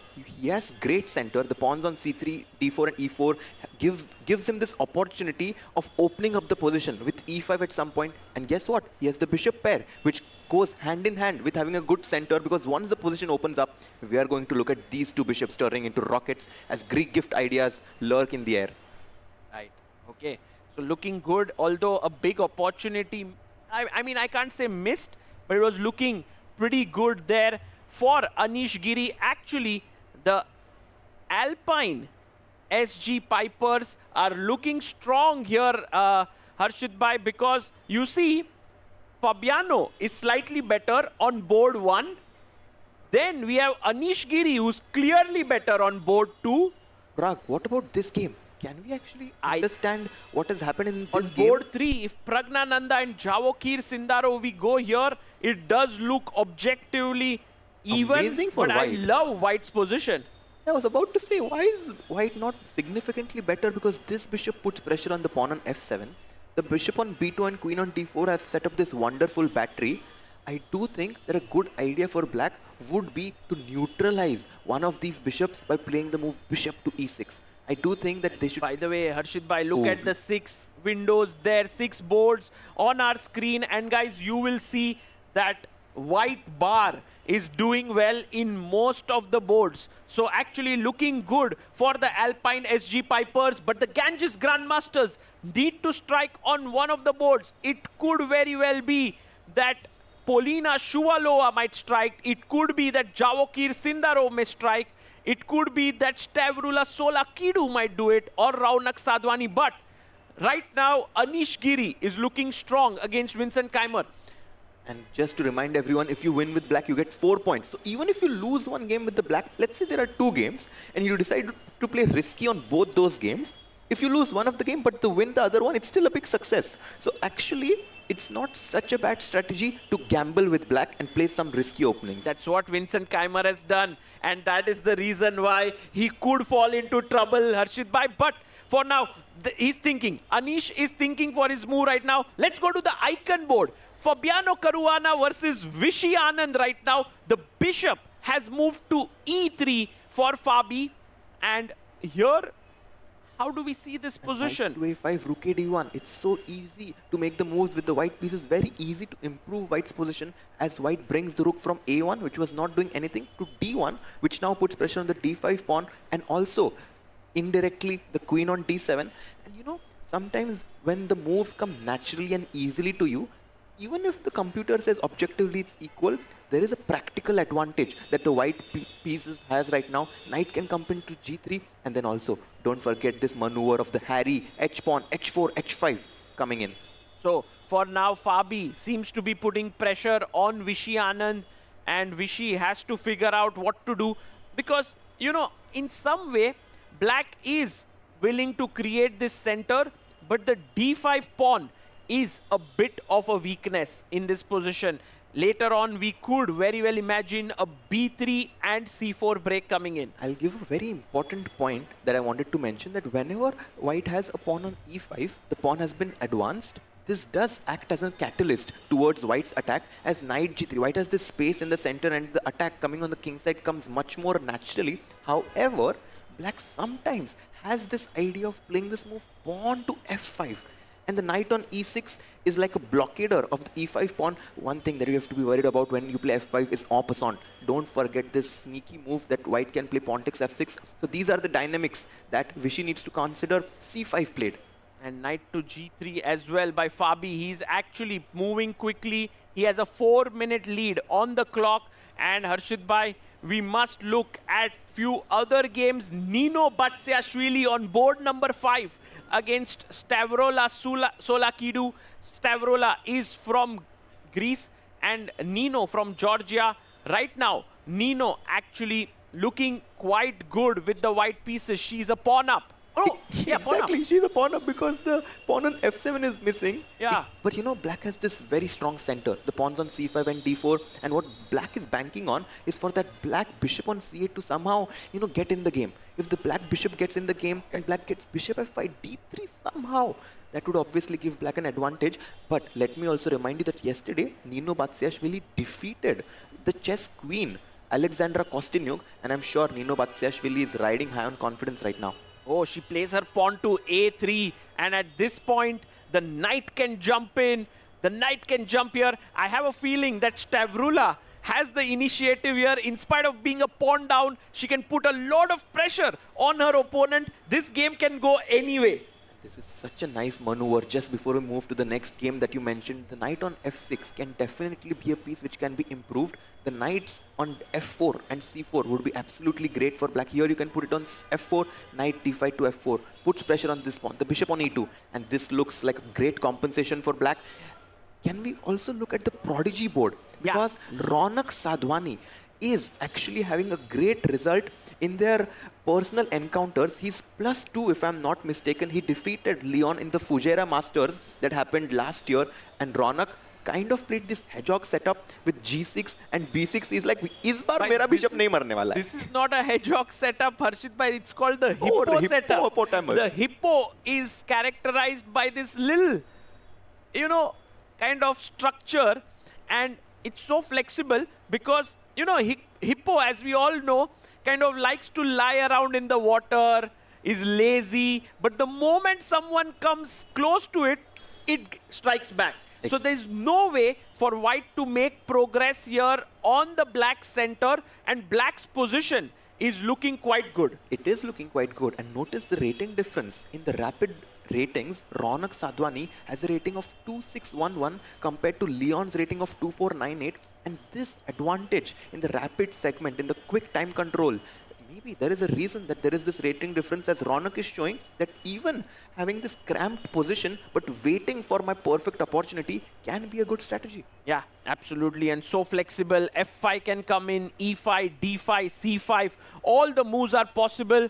Guys, this one, if we look, this match is right now definitely looking pretty good for the Alpine SG Pipers. Let's go to the icon board between Vishy Anand and Fabiano Caruana. We were talking about the knight on f4, but Fabi has managed to plonk his knight on f5.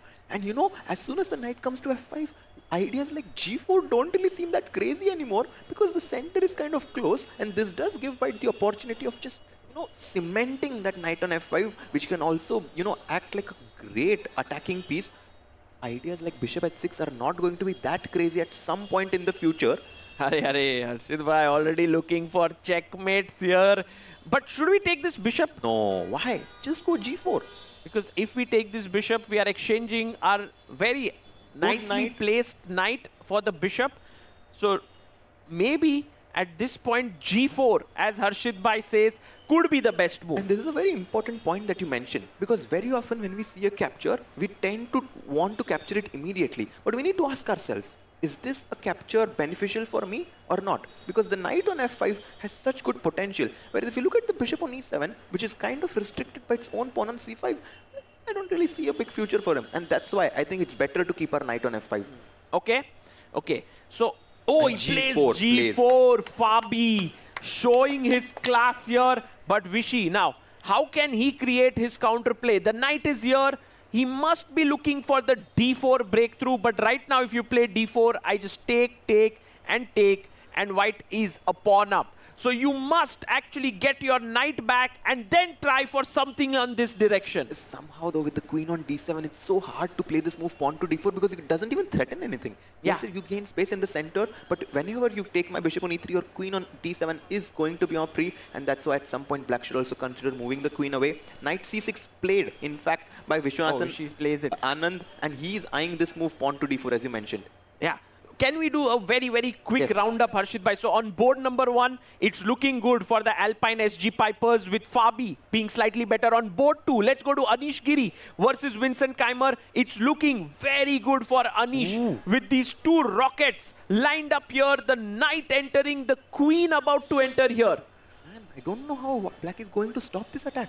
Man, h6 can come, but then the knight maneuvers itself played. to e4 to d6. So again, on board 2, Alpine SG Pipers. Looking good, yes? Looking good. Can we actually just go a bit, like just to show one idea, knight e4. Yes. If you take my bishop on e3, fe3 and bishop b7, white to play. A huge move. A huge move here, guys. Anyone wants to try here, white to play. There are many ways to get an advantage, but for a chocolate here, anyone. Let's go. Yes. Queen g4. Not a bad move. He's playing the simul. He's answering here. Man, that's actually crazy. Multitasking. Yes, you want a move? Knight f6. check. Well done. Daniel Dubo has some tough opponents to play against. I'm sure he's not going to allow any sorts of knight f6 check in his games, but yes, knight f6, queen g4, rook f6, and it's over. Gotovo. Finito la comedy. This is too strong. So by the way, h6, knight e4, he takes the pawn, and It had an opportunity. knight f6 could come in here. No, I doubt if Anish will play this. This is too sharp. He does not. This is too sharp. Captures back He the just pawn on takes d4. back. But And this is very good. It's very good. So we are saying on board 2, Anish having an advantage. Yes. Fabi having a small advantage. So currently, it seems like Alpine has a big advantage. What about Alpine Prague? SG Pipers better on board 1 and 2. Now let's go to Prague versus Javokir Sindaro on board 3. And in this one, it seems like the position has equalized somehow with this d5 move. But Prague has pinned it here. Can black take the pawn on e4? Is it Oh, just that would petering be out? a huge blunder. Takes here. If you take, the queen is hanging, and if rook takes... Ooh. Chop, chop, chop. Queen takes e4, time to munch. Because the queen on d8 is hanging. So can we say that Prague is better, or do you think it's just equal? I think an important moment here for Javokir Sindarov. If he makes couple of good moves, he will get the draw. So equality on board 3. Now let's go to board number 4. Ho Yifan versus Polina Shuvalova. It looks like the white rook is well placed on c5, putting pressure here, putting pressure here. I want to say that Ho Yifan is better here, but the engine is like, no Sagar, it's just equal. I actually agree with you. I do think that white has some sort of an advantage putting pressure on this pawn on c7, but Polino Shuvalova, who's been playing fast, should be able to hold this. Like, I know how to do it. How? You go f6, you save your strong pawn, you give your weak pawn, then you bring your rook, and once this traded, attack the weakness. this is a very good idea. You give up a pawn, but now it's very hard for white to defend both these pawns. Also, in this live position, cannot black just chop this pawn on a4? What? Is this possible? Oh, Because bhai. you cannot take my knight on a4. Harshit back bhai, man. always tricky. You are Tricky, so tricky. tricky. By the way, guys, one of the tests that we were doing today was we had a mate in one sheet which had to be solved by strong players. There were around 15 positions, and Harshit bhai did it in 1 minute 10 seconds. And I gave it to some other people. They could do it in 2 minutes. That's why you are the tricky guy, yeah?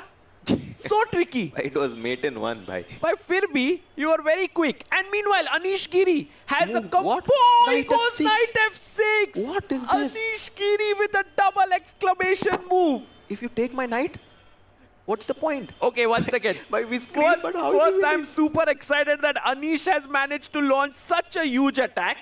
But Oh, I on the see it. other hand, what do you think about taking on f5? Chop off a defender. And now queen h4, Exactly. pinning, attacking here. E takes f6, queen takes h6, boom, boom, boom, game over. And all of these pieces, you have extra pieces, but what can you do with it? Queen takes h6, ef6 is just finito. And Anish Giri, you know, showing that I'm not just good at positional play. If you give me the chance, if you put me through the test, I am going to find the tactical idea. And knight f6, fantastic move by him.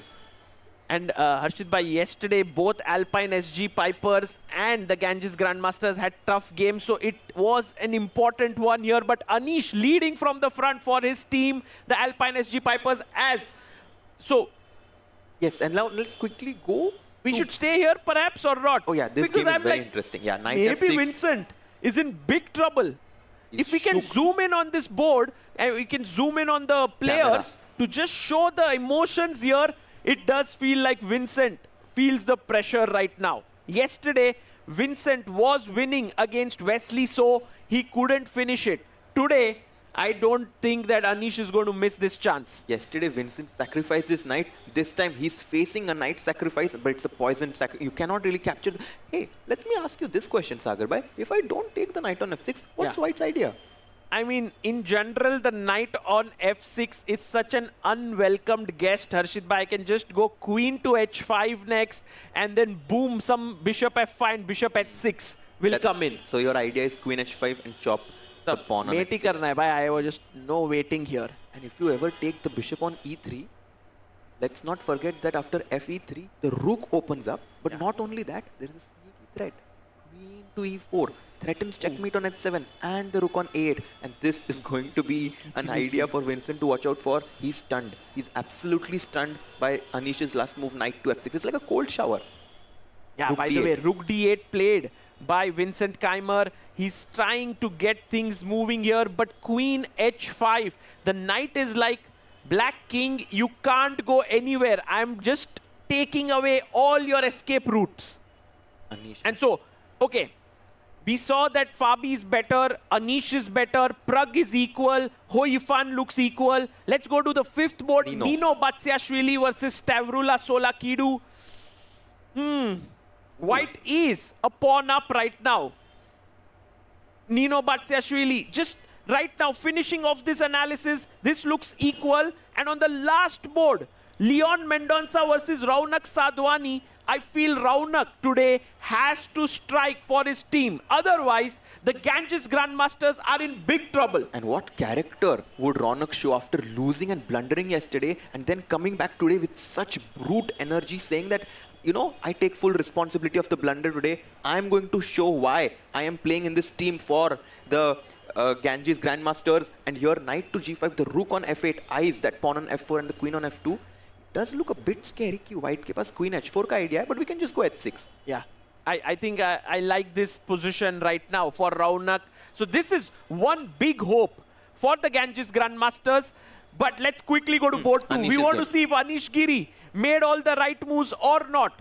Oh, he did it. He took on f5, he took here, and queen h4. Arshit bhai is going for bishop takes h6 now. And you know, the ability to give up his asset for the knight on f5 and realizing that now it's not about this bishop on d3, but the bishop on e3. This is why we call Anish Giri as one of the best players in terms of what pieces to exchange and what pieces to keep on the board. He takes the knight, and now bishop takes h6 is I won't be surprised unavoidable. if Vincent might resign here, right? Can we actually go full screen on the players? Look at this. G takes, queen h6, king g8. I take the pawn, queen f8. Now stopping the mate. Okay. How do you finish it off?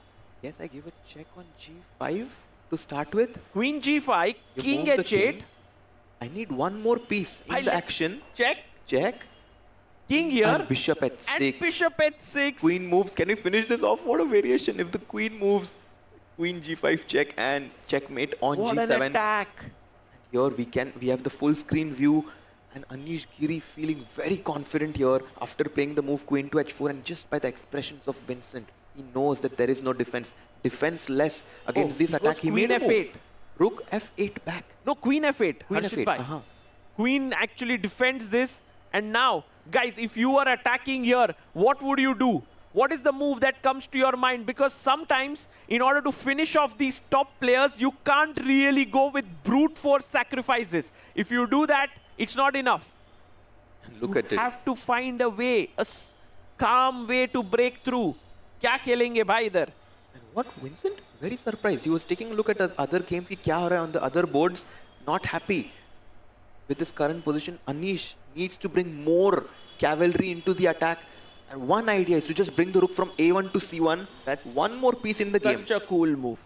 That's such a nice move. Rook a C1. The other idea is to push the pawn to D5, D6, and you just make that into a queen. Just push the pawn forward. So that's looking good. Let's go to the icon board. Let's go. Fabi versus Vishy Anand, and look at what's happened here in the last few moves.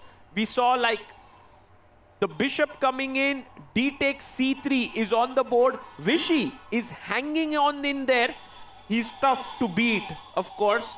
But right now, Fabi's position looks very strong. But he has a big decision to make. How do you recapture back on C3? For me, B takes C3 looks, as you were saying, B takes C3 comes so naturally. से मार के ये square को control करते हैं यार. But Fabi सोच रहा है. Maybe he thinks कि इसके बाद B4 आ सकता है and black can challenge that pawn on C3. इसलिए Fabi has not made the move yet. He's actually going down on the clock. Less than 4 minutes. Vishy has kept his time advantage, which makes me think that he still can bring Ganges potentially the 4 points. Yesterday, Vishy on the icon board and Ronak on the prodigy board both lost. But now, do you see the time difference that has happened, Harshit bhai? It's Fabiano who's down to 4 minutes 20 seconds and Vishy has 6 minutes. So Vishy actually moved up on the clock and his position still is a bit worrying though. But look at the move pawn to H4, threatening pawn to H5, forcing that bishop on G6 to make a decision. Do you want to go passive with H6, bishop H7? I doubt so. You probably have to give up your bishop on F5, but then the G pawn captures back on F5, unleashing an attack on the king side. And this is a tough moment for Vishy, a critical moment. And then knight to C5, and maybe now these two pawns are super dangerous. I can push my pawn forward. What's the idea if I take? And if you take here, I take back. And now this is hanging on H7, sorry. So knight E4 and queen E4, and Harshit bhai, this pawn is worth its weight in gold. Absolutely. No, this looks fantastic for white, and that's why the move pawn to H4 is given an exclamation mark. It goes H5. And mistake. A mistake here Vishy's by back. Fabi. Vishy is back in the game. Whoa. Back and kicking. Bishop takes H5 and suddenly the engines love this for black as the bishop on H5. We were talking about this is a bad piece on G6 and Fabi should have blocked this piece somehow, but he goes takes and the bishop has found new life on this diagonal. Oh. Not that diagonal, this one by. This diagonal is looking good, and Fabi now, I think he made a couple of moves there. And so while Vishy is back, looking good for the Ganges Grandmasters. Ho Yifan on board number 4, we did call this out. Her position did look slightly preferable, and she is pushing against Polina Shuvalova. But I'm a bit worried about this white king. Meanwhile, did Vishy blunder? Can we go to the icon board? What? Huge action here, guys. What's happening? Look at what happened. So what is happening? No, let's take it step by step. Bishop H5, Bishop takes H5, knight it was D6. equal. He went knight D6. Now queen D7 was important. Only Vishy move. found it. No, he No, he played did queen not. C7. A big error because check, king here. And Harshit bhai, why was the I'll queen tell you more exactly. important on D7 than on C7? Because once the bishop captures the knight on D6, after E takes D6, it hits the queen on C7. And now after queen F5, the best move that Fabi played, you have no time to capture. Because once I capture, ye bishop mar raha hai, queen is hanging. This is lights out. The game is over.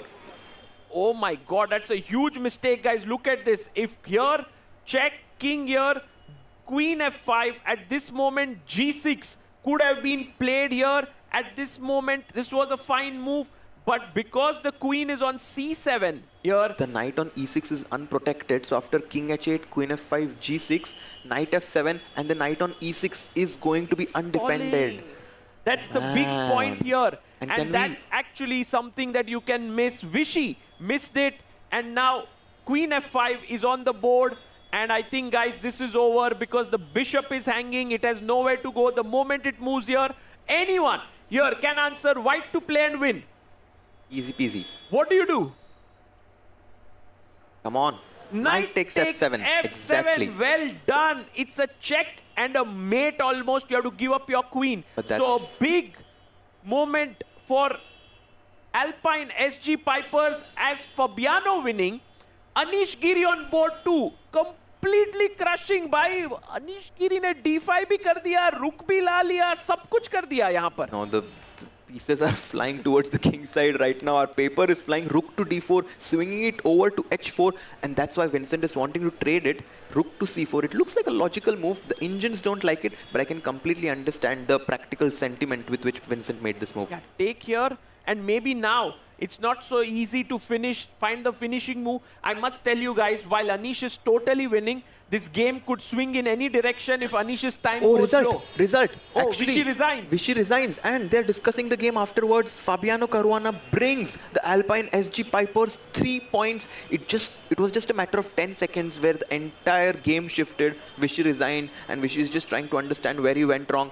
He had one moment, but it was not easy actually to understand the difference between Queen D7 and C7, which would have kept Vishy in the game. And Fabi. Tough loss for the legend there, which means that the Alpine SG Pipers are now 3-0 up. Let's quickly head to the game of Anish Giri, guys. He has only 54 seconds to make this work. Can we get the board here? And he makes a mistake. Vincent is getting some chances to hold. He takes the knight, and now Anish has to prove he's a piece down. Harshit bhai, these are tough moments because while objectively your position is good, you need to do it all in 1 minute and 30 seconds. Not easy. Exactly, because if Anish does not win this game and Ronak wins on the Prodigy board, Ganges Grandmasters, even though they lost on the Icon board, will have chances to win this match. Anish should not repeat. He needs to keep playing even though he has a minute on the clock. But I think it's like, oh, he goes E6. He's going for the win. He's going here for the win. Anish Giri really today in a mood for... And by the way, we have Anish and Vincent here. Although for a brief moment, I did see Leon and Raunak. That game is equal. Guys, all other games are equal. And so, if you think about it, Ganges Grandmasters are like, where are we going to strike? Maybe Vincent. I think I have a feeling that Ronak is also going to be someone who's trying to bring the Ganges Grandmaster 4 points. Can I also remind everyone that if you win with black, you get 4 points. So there cannot be a tie. Someone will win unless there are all draws. True. Oh, by the way, some moves on Hoi Fan's game. Can we quickly go there? Yeah, Hoi Fan versus Polina Shuvalova. And Hoi Fan, who was actually better, now has a knight and a rook against 2 rooks. But the problem here is that somehow this is not a mating net. And she attacks here.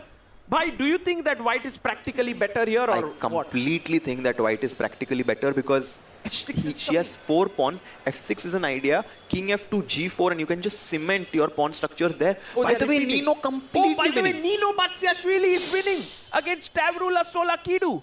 What happened? That's a big one for the Ganges Grandmasters because white... No, actually, 1 second. Nino, Alpine SG Pipers.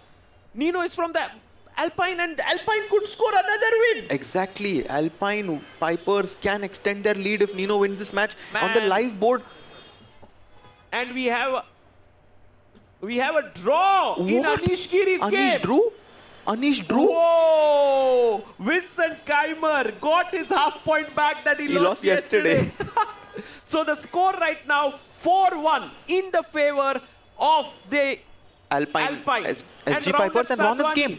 Something has happened and Let's here go. we saw Polina Shuvalova won. Polina Shuvalova has won. How did that happen? Did Hoi Fan lose on time? She might have lost on time because she gets and 4 points and Ronak won. What the hell? All of a sudden. 8 points in the last 10 seconds for Ronak Sadhwani and Polina Shuvalova. Prague versus Sindarov. Let's quickly go here and then we'll update you about the scores. Yeah, it's 9-4 in the favor of Ganges Grandmasters. Can you believe it, guys? 4 points each for victories. And Jao Kir is winning with black. Jao. Kya ho raha hai? Jao Kir is going to beat Pragnananda today. Man, even though they lost the first game with Anand losing on the Icon board, the other players, Jahokir Sindarov, Pragnananda and Polina Shuval were rising to the occasion. Man, Ganges Grandmasters were like, "Ruko zara, hum aa rahe hain." Bhai, excitement dekho Sindarov ka. Let's look at this game. Yeah, look at the no, excitement. it's totally winning here. By the way, we are not getting the moves on the digital board. But resignation. victory for Jahokir Sindarov. Alpine SG Pipers, who are looking so strong at the start. And Nino won. So Nino won and Fabi won. Yes. But then their 3 players lost. So the Ganges Grandmasters Wins. have managed to score a 13-7 victory over Oh, the Alpine wow. SG Pipers, guys. What a big win here for the Ganges team. Meanwhile, Nino and Fabi are thinking like, yeah, we did our job. We scored the 2 wins.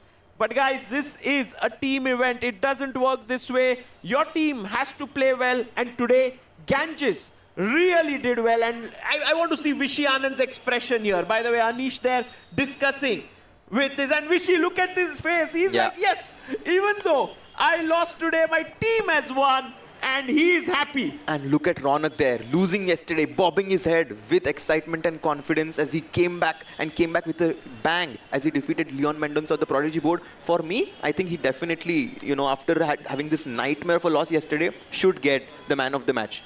Yeah, I think so. Raunak Sadhwani is definitely the guy today. He played an excellent game to beat another Indian prodigy, Leon Mendonça. What a day this is turning out to be. Harshit bhai, I really could not have guessed. Nearly 3/4 of the match was done, and I thought Alpine SG Pipers are taking this home, but not really. The Ganges Grandmasters came back in beautiful style, guys. And this is the beauty of this format. The time control, the point system, everything is just geared towards making this sport as exciting as possible. Yeah, and here you can see all the players. Anish there, not happy that he drew the game. Fabi won his individual game, but his team lost. So I'm sure he's not very happy. And here we can see the announcement inside the playing hall. Match. I love this concept. And finally, 3-0 match points win Ganges Grandmasters. And the game points is 7-13. Again, win the Ganges Grandmasters. Congratulations to teams. Okay, please shake a hand. Yes. What?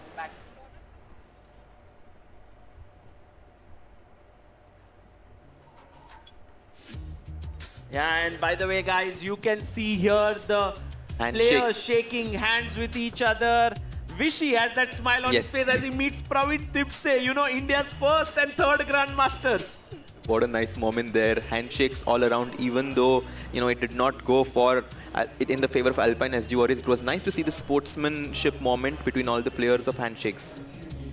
And by the way, guys, Sindarov right now scoring this win against Prague. I think that was a big one for the Ganges Grandmasters, and Anish Giri not being able to convert his better position did hurt the Alpine SG Pipers. Some point this could have been a great match for the Alpine team, but it wasn't to be. And now you can see the team coming out. Fabi played a beautiful game today, but the Ganges Grandmasters were incredible as a team.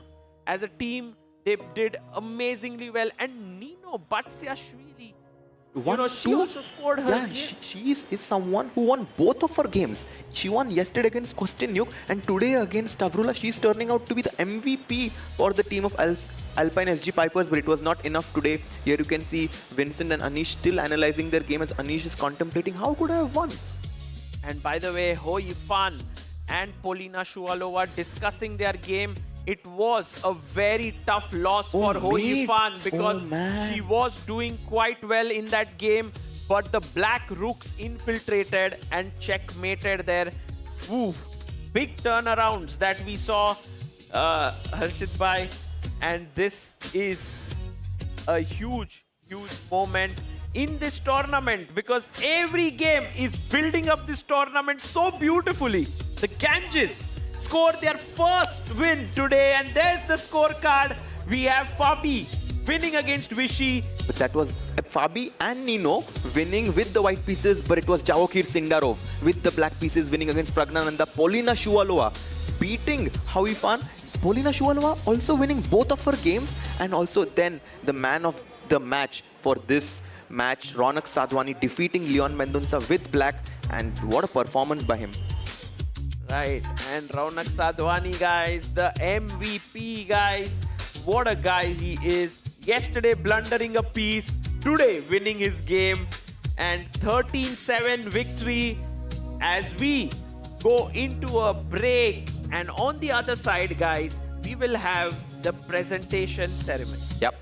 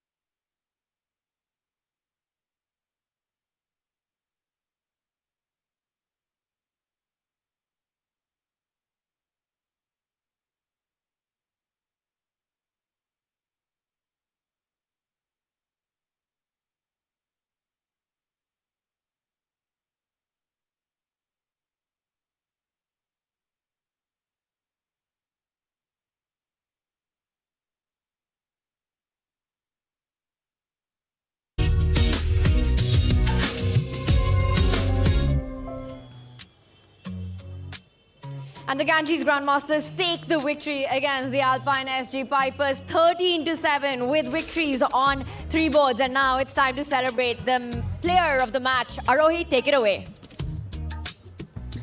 It's never too late for a win, especially one in a dominating fashion. Hello and welcome to the post-match presentation ceremony of match number 5, played between the Navita Solar Ganges Grandmasters and Alpine SG Pipers this evening in Mumbai.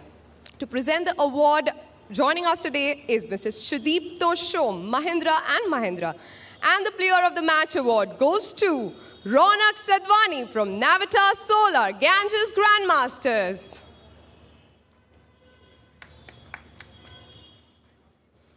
Ronak, congratulations.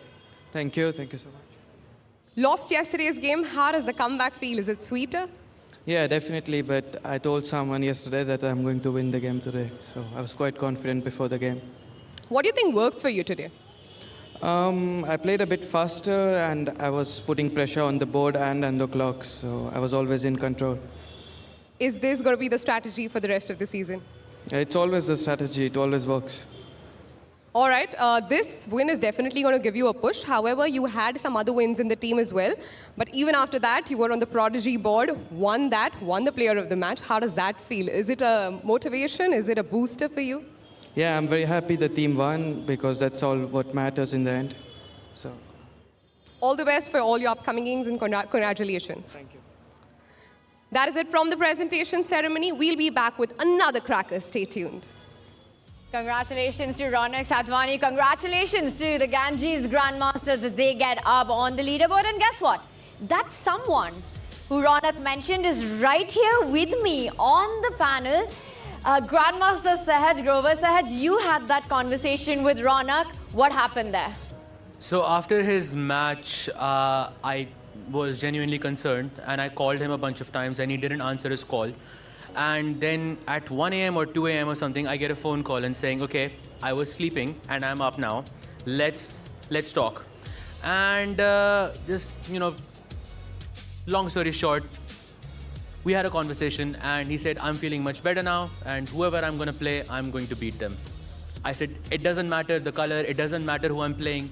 And that's the confidence that, you need to take your opponent down. He was a man on a mission on this game as he played with the black pieces, but he was going for a win from the get-go. He played this hippopotamus setup with 2 bishops on G7 and B7, fianchetted them, waited for an opportunity to get the breakthrough in the center, and breakthrough he did get, and he did not let go after that. Very nice victory by Ronak Sadhwani. And a much needed one when you have a 1-move blunder the day before. A much needed one for the confidence boost of the Ganges Grandmasters. Let's bring up our points table as we go into the action that happened in the head-to-head matchups right there. We saw Fabiano Caruana on the icon board there, taking down Vishy. Another matchup, we saw the exact same story with Hikaru winning against vachier-lagrave in match 1, and it wasn't enough. A replay of that. But what really stands out to me in this match is that for the majority of the play, it felt like this was going to be Alpine SG Pipers match, Fabi getting the win. Nino Batsiashvili getting her 2nd win in the row, racking up those 6 points. But then suddenly, everything collapsed. Board by board, they lost with the white pieces. And Anish Giri drew his game against Vincent, but I think it was a turning point of the game. Because Vincent Keimers was on the back foot from the get-go. Anish had good center. He was attacking. He was almost winning at some point. And as soon as that game was saved by Vincent, I think Paulina Shuvalova faced an amazing moment as how he blundered mate in 2, giving the Ganges Grandmaster 4 points. And I think that turning point in this match was Anish Giri not able to convert his win against Vincent. And this was the icon board as we have it. This was the one that got the scoring going. And what a win it was by Fabiano Caruana, delivering a checkmate at the end of that for Vishy. That would be a 2nd loss in a row. But the good news for Ganges Grandmaster was that picture abhi baki thi. And they went on to turn around the match, Sahaj. Absolutely, and Fabi also, after losing to Firuja in the first round itself, what a comeback it was to defeat the GOAT of Indian chess, Vishy sir. Yeah, he placed his pawn on h4 and h5, knight to d6, and here Vishy resigned. It must be a great feeling for Vishy though, that even though he did not do well, his team, helped him. He's like, sir, it did not work your way in this game, but we are here as a whole team, and Ganges Grandmaster was able to pull off a very nice win, even though they faced a loss on their icon board. And now we were here on the pre-show for this match talking about some of the key matchups, and I know we were all very excited about Javakir Sindarov taking on Pragnananda, and that did prove to be a big board for the Ganges Grandmasters. And how he played is so fantastic. I mean, his run since the World Cup has been legendary. And this was the moment it all started, and we see Pragnananda there, he got the King's Pawn opening going, and it felt like everything was under control, but Javakir doing Javakir things with the black pieces, and from a slow start managed to get his kind of a position and then never really gave a chance. I think the Ganges Grandmaster team had a lot of hunger in their minds as Javakir Sindarov lost his game yesterday. Ronak also lost his game yesterday, and Javakir Sindarov took upon his will that he wants to make a comeback, and with the black pieces here, you can see playing with excitement there. Even before Prag made a move, he was ready with his move there, pressed the clock with just a few seconds on his clock, and there you can see resignation by Prag, upset by his performance. Javakir winning with black. What a time scramble that was, and we're running out of time because the teams for the next matchup are ready. It is the PBG Alaskan Knights taking on the Triveni Continental Kings, and we head over to Arohi, who's ready for the toss. It is time for the coin toss as the defending champions go up against the crowd favorites. We have GM Abhijit Kunte for PBG Alaskan Knights, and we have Luke Van Wely for Triveni Continental Kings here with us. Also joining us for the coin toss, Mr. Vansh Sharma, Project Head, Global Chess League, along with Bharat Singh Chauhan, Tournament Director, and Mr. Ashok, Chief Arbiter. May we have the coin toss? Luke Van Wely will be taking the call. I'll take heads. Heads is the call. Triveni Continental Kings wins the toss, decided to play Black. black. Congratulations on winning the toss. That's step one. That's step one. Any particular reason why as to picking black? Well, yesterday we played with white, and I thought, okay, it's time to play black. Anyway, we have to play them white and black, so. All right. If you pick black, you win black, you get 4 points. Did that have any motivation for you to pick black today? Well, actually, it's more tricky to play with white than with black. So today we play with black. Yeah, if you win one game, it's almost match point. Correct. So let's see how this match will go. All right. All the best for your game today. Thank you. Playing white, happy? Yes, very happy to play the white. Yesterday we played black, so it's good to have alternate colors. This is a repeat of Season 2 finals, if I'm not wrong. How does that help you? I think it's an interesting match. The team is very balanced, and we are looking forward for a great match today. And we have some memories from last year, so let's see. All right, this is the time, this is the moment. I think that comeback is going to happen today if it does. Yes, I'm confident that the PBG Alaskan Knights will make a good comeback. All right, all the best for your game today. An exciting match coming up your way. Back to the studio. Couldn't agree more with you, Arohi, right there for the PBG Alaskan Knights. I think memories that they perhaps want to forget or change the narrative on that. The epic final from Season 2 of London between Triveni Continental Kings and the PBG Alaskan Knights. It was the Continental Kings who did come out with the victory. That has to be extra motivation for the Knights to this time change it around. Oh, absolutely. Gukesh is going to be playing with the white pieces against Alireza Firuza. That's going to be the matchup on the icon board. And this means Arjun Erigaisi will play with the black pieces. I actually like this pairing. Arjun with Wei Yi. Ooh, yeah. Let's not forget the World Cup quarterfinals. Oof, that is going to be awesome to watch. But before we deep dive into the action, another thing that we had Grandmaster Van Wely that mentioned after winning the toss and picking the black pieces for the Triveni Continental Kings, that Sahaj, it's trickier to play with the white pieces in this format. That's not something the chess world is used to. What do you make of that? I think teams are choosing black because later on, because right now they're not sure what they're going to be players cannot really prepare. I think that's the reason that they're happy choosing black, because if someone happens to win with the black pieces, they just get an extra point, and that's it. And that exactly is it. The fact that a win with black means 4 points. How much risk are you willing to take with the white pieces to try to go for that win? Because risk is a double-edged sword. Well, it's going to be a risky fight in the upcoming match, and we'll deep dive into all of that action on the other side of this break. You stay tuned with us.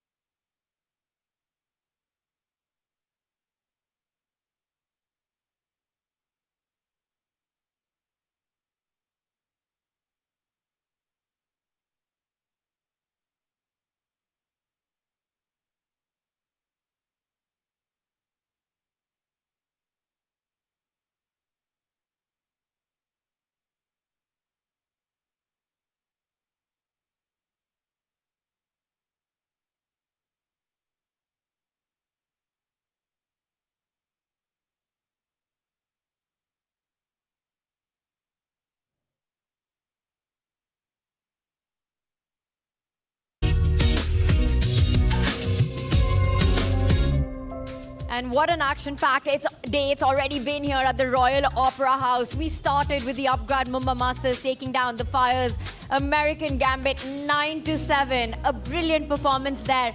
And it was the same story with the Ganges Grandmasters 13-7 victory against the Alpine SG Pipers. Let's bring on our leaderboard, the standings, as we go into the final match of the day. And right at the top, we see with the very important match points here on the rightmost side of the screen. 6 points to the Upgrad Mumba Masters with 2 match victories there.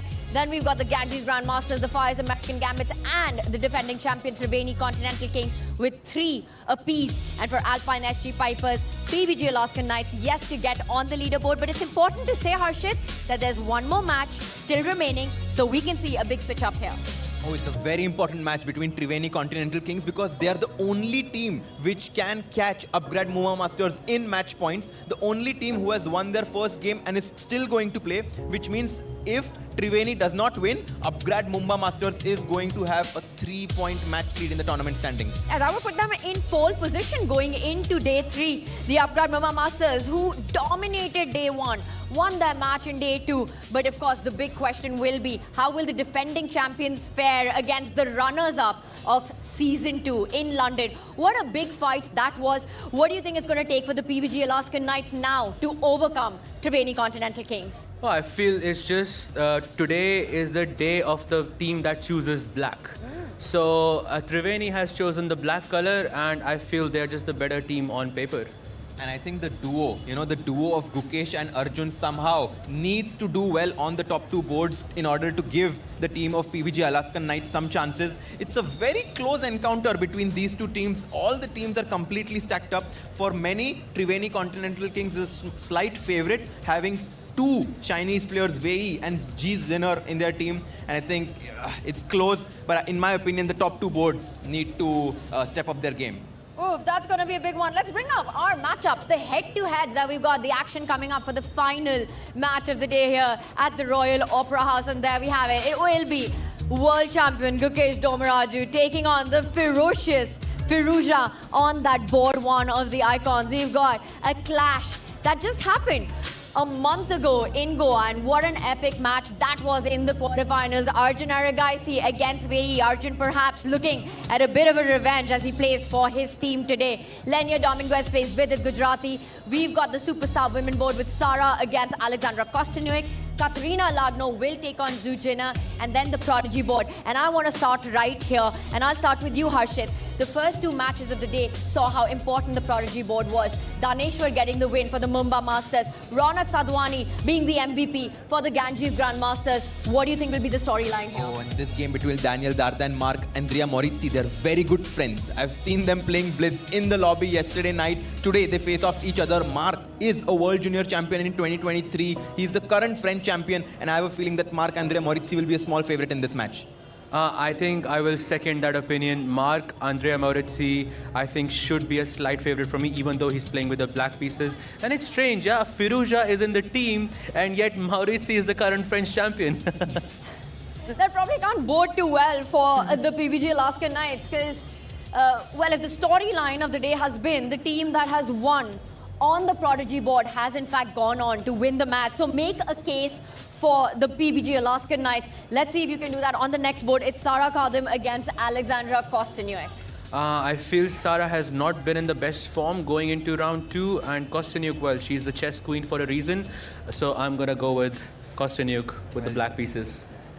All right, and I think, is it fair to say that even if one, I'm actually going to ask you guys, I'm going to put it this way. Harshit, let's say that you are in the corner of PBG Alaskan Knights right now. You've got your 6 players here.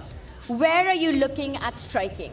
I'm actually not telling my players a specific board to strike on. I'm actually telling them to be versatile. Just play what you're best at. Because sometimes when you put too much pressure on one player to strike, it kind of makes them take unnecessary risks, which can kind of affect the whole team performance. So I would actually tell them to be versatile. Wait for your chances because you'll get them. That's very interesting, because with my experience in team championships, very often we are told by our captains or our coaches that, on this board you try to hold off a certain player, and this is where we think you're a favorite. So we want you to push.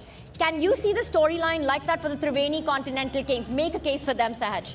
Actually, I can make a case for the Alaskan Knights in this regard, because I kind of think about that moment where you look at Arjun and you just say, smash. That's it. Because he is looking for that revenge against Wei, and he's playing with the white pieces.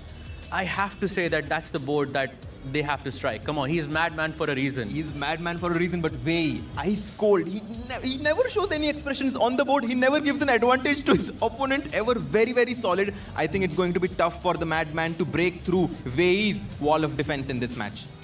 Oof, very, very difficult, but I would still have to give. But if we have to look at the top 6 boards, I mean, where else are you looking to strike here? Right? Gukesh versus Firuza, very, very important matchup, but Firuza is... Okay, when it comes to faster time controls, that's his format. Yeah, for sure. Before we go to Gukesh and Firuza's game, Tanya, yes. No, you please finish your point. No, I was actually talking about on the 3rd board. We have another big match between the second superstars, between Lenya Dominguez and Vidit Gujarati, and we are going to be looking at the head-to-head to understand a bit more about this matchup. Wow, it's going to be quite the spectacular matchup coming up as we've seen the stack line up. And we've got a very special interview for you guys with a very special guest. Joining us tonight is Mr. Gaurav Rakshit, the Commissioner, Tech Mahindra Global Chess League. Welcome. The league has come home for the first time to Mumbai. How does that make you feel? Well, as a Mumbaiker, it's especially fulfilling. We were really excited to bring the league to India, and many cities were an option. I think Mumbai has a really deep set of chess enthusiasts that don't really get the opportunity to see some of the best talent. And so we decided to bring the event here, and it's worked out really great. I think there haven't been events of this scale, this nature in India, and in Mumbai in particular. So it was a chance. Seems to have worked out so far. Best decision ever, because we saw yesterday the crowds had flocked in to see their favorite players, to see how the league is. But tell me, what makes this league different? What makes it special? These players play leagues in all over the country, all over the world rather. What makes this one different? There's many things that make GCL special. The one I like is to have men, women, prodigies, all playing as part of the same team. That's not something you see, not just in chess, not in any sport. And it really changes the dynamic of a team. There's mentoring, there's, sort of helping each other, there's camaraderie. It's a really nice vibe. And I think some of that spills over onto our fans and audiences as well. They see this chemistry between the teams, and it is really quite magical. You're right, yesterday was amazing. It was a fully packed house, and we want more of those. You know what is my favorite part of this entire league? It is the 4-point that a team would get if they won with the black pieces. I mean, how great is that rule? Yeah, I think the nice thing is the rules of chess don't change, but it changes your motivations a little bit. And I think that's especially a small ingredient that becomes extremely powerful. You noticed people choosing to play with black, some people reserving their black for later. It's a strategic decision that has different manifestations depending on where you are in the points table. And it also has a different instruction for every player on the team. So it gives you something to think about, which you normally wouldn't need to think about. And it doesn't tinker with the game too much, but it makes it a lot more fun for the audiences. And we've seen, surprisingly at the tosses, there are teams who've picked black over white, and that shows how much that one extra point matters. Let me put you on the spot, white or black? I'd go with black as well. It's interesting to play more active positions with black, which is typically not the case, but there's a lot more to play for. And I think that, normally you would sort of be conservative and build. This changes that. Thank you so much for bringing this league to Mumbai. Even I'm a Mumbaiker, and I know how much it means to all the players and chess fans in here. Thank you so much. Back to the studio. And I couldn't agree more with everything that Mr. Rakshit just said. Just the environment, the mahal of Mumbai, the josh and the jazba of the fans coming here to watch the best players in the world. 14 out of the top 15 chess players of the world are right here at the Royal Opera House for Season 3 of the Global Chess League. And what a journey it's been for the league. Yeah, absolutely. We started in Dubai for our first season. Then we went to London. Now coming back in our own country, India, to have all of these top players playing. And I really liked the point that he made. That a small ingredient was changed, but that changed the complete recipe. And here, this ingredient of, bringing all the teams together, because chess is considered to be an individual sport, but to have all the team members play together and to rely on each other and to look at those games, I think this is what makes the Global Chess League so special. Absolutely a game changer. The mixed team format of this. You've got two women stars. You've got a prodigy board as well, and we've often seen matches get decided in that, and also the very unique point system that makes it almost impossible to see a match end tied in a score. You know, you're always going to have those decisive results. And I think one team that's looking for a decisive result, it's got to be the PBG Alaskan Knights. You know, they are up against Triveni Continental Kings in the final match of the day right now. And this story goes back. It goes back to the finals in London of Season 2, when it was the Triveni Continental Kings, led by Alireza Firouzja, who took that win. And we've been talking about the boards, which will matter in this one. If it comes down to one of them, where do you think this match will be decided? If one player, I'm gonna go with Arjun versus Vishy. That's the board you think the fans should keep an eye on? For sure, yes. That's the match that I would 100% keep my eye on, because I have no clue what's going to happen there, but it's going to be chaotic. For me, it's definitely the icon board between Gukesh and Alireza Firouzja, because yes, Gukesh is the current world champion, but Alireza Firouzja has proven better results in rapid formats, and I think this is a great challenge for Gukesh to prove why he's considered to be one of the best players in the world. And let's also point out that the Triveni Continental Kings will start with the black pieces. They did win the toss, chose black. And I want to focus a little bit on that icon board that you're mentioning, because I see Gukesh as a player, I see Alireza as a player, and it almost feels like a clash of styles to me. You know, Alireza, he loves to hit the chaos button as quickly as possible. He's someone who doesn't shy away from extreme complications. He's also extremely fast. He's a bullet beast on the board. While Gukesh perhaps wants a more controlled approach to his game, time might be a factor right now. What do you think? How do you think these dynamics will play out, given how stylistically different these two players are? You know, this question reminds me of the time when Magnus was in Tata Steel, and I asked him, who is the second closest player to you in any format? And guess who he named? He said Alireza Firouzja.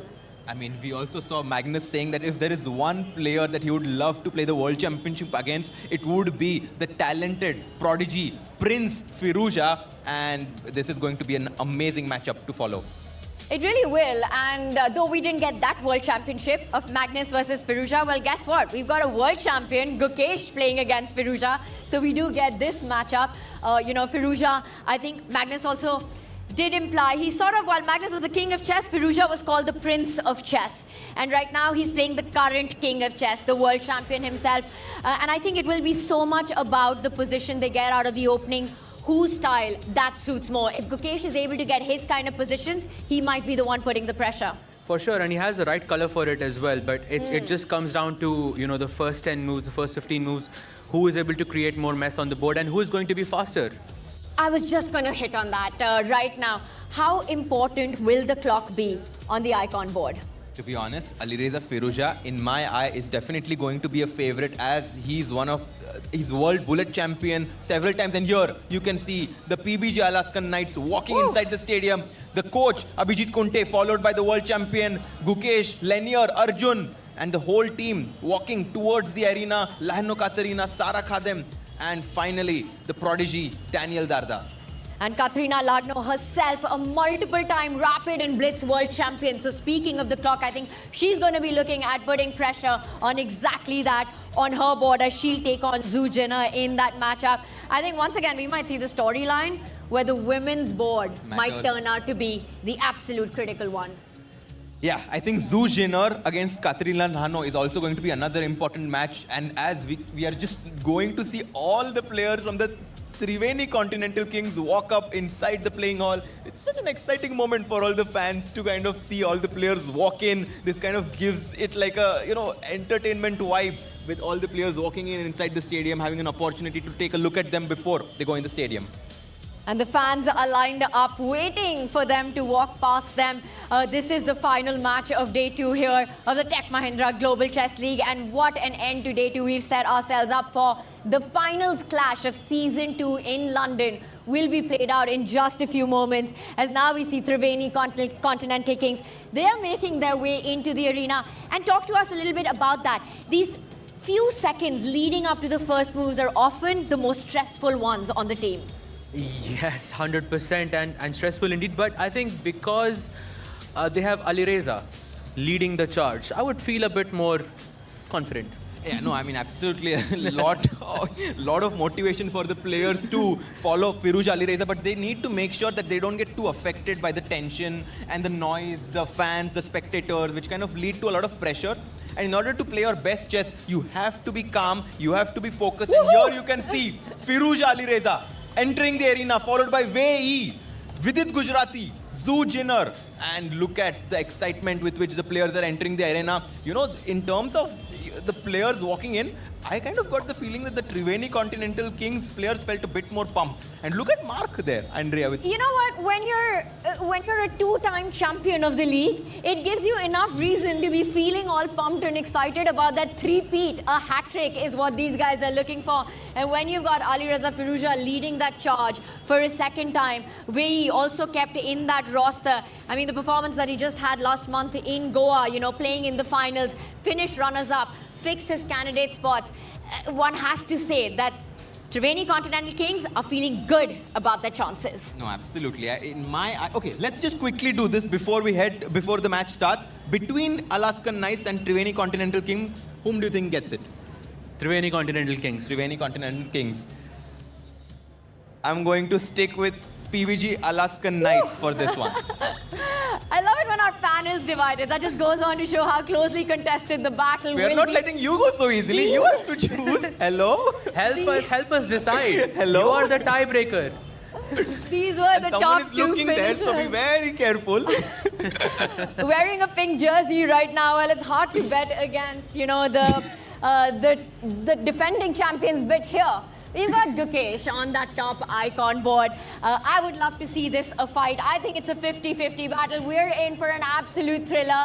If I have to pick one, you know what? I'm going to go for the PBG Alaskan Knights. Well, we'll see what will happen. And this is the matchup that's coming on. You don't want to miss a single second of the action. On the other side of the break, it's time to get the moves on.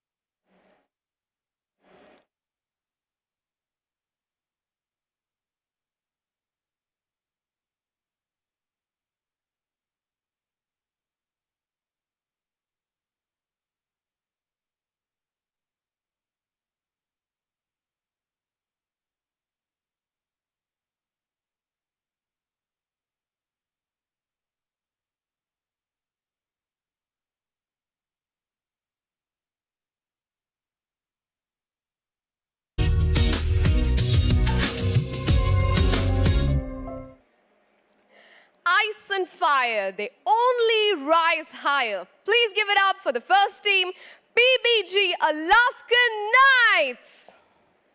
With their coach GM Abhijit Kunte, we have the players. Reigning world champion Gukesh Domaraju, Arjun Erigaizi, Lenier Dominguez, Sara Kadem, 3 times Women's World Blitz champion Katerina Lagno, and Daniel Darda.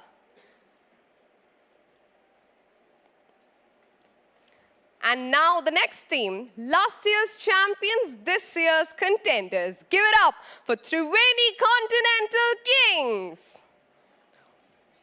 With their coach, Luke Wanveli, we have the team, Ali Reza Firoja, Wei Yi, Vidit Gujarati, Alexandra Koschenyuk, Zhu Jiner, and Markandria Moridzi.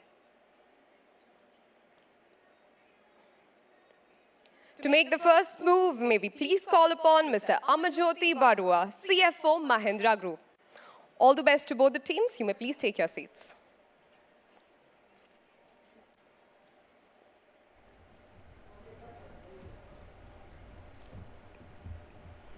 And guys, the first move is going to be made here by the CFO of the Mahindra Group, and the players have settled down. And what a clash we have on the top board.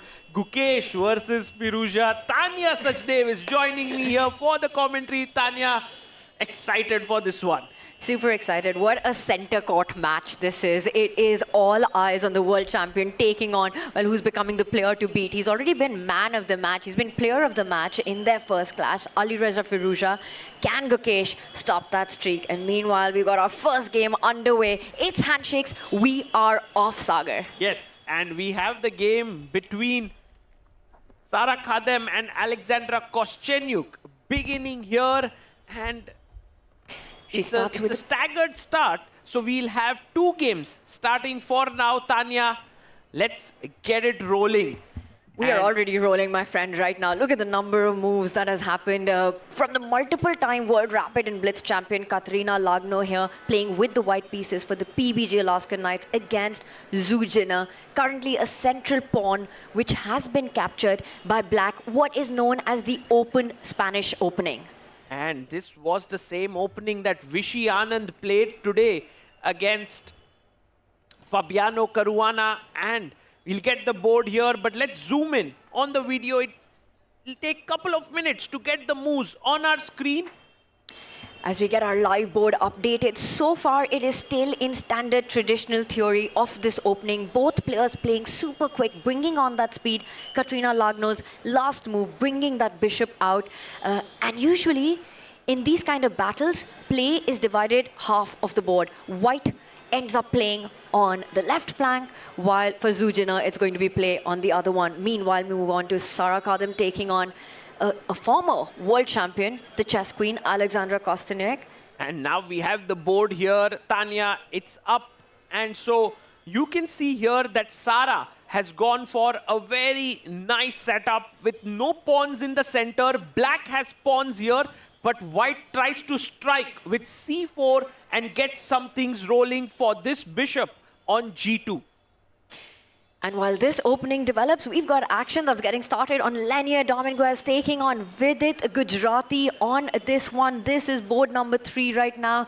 And there we get a full view access to a beautiful, a stunning Royal Opera House playing arena. Absolutely. And Vidit versus Lenier. Let's zoom in on that one very quickly. To see the opening, we have the Italian there. It's a very stable opening. And Tanya, for me, one of my favorite clashes of today is Arjun Erigaisi versus Wei Yi. This is the World Cup rematch with Arjun and Wei Yi playing against each other. Wei Yi had beaten Arjun. Will Ajjubai get his revenge today? That's the question on everyone's mind, right? The quarterfinals, the epic clash that really went down to the wire, and that one, Wei Yi coming on top, going on to the semi-finals, knocking out the final Indian hope out of the World Cup. So I think for Arjun as well, Ajju bhai, looking for that revenge right now. And right now, he has the white pieces and he's played his pawn to a3 way like he always does. Takes a bit more time in the opening, trying to settle himself down. And we are going to keep an eye on this clash for sure. We can go to the icon board now. Gukesh and Firuza. The moves have not yet come in. They both are ready. They're looking at other games. What's going to be the first move here, Tanya? I say the king's pawn opening. King's pawn opening, you think? Yeah, I also feel so. Gukesh loves playing e4, but he could very well do something different as well today.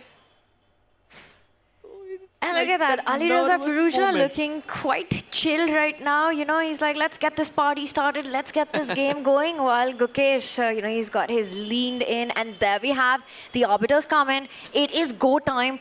4. And interestingly, it starts with the English opening. And on the junior board, we have Daniel Darda taking on Marc-Andrea Morizzi.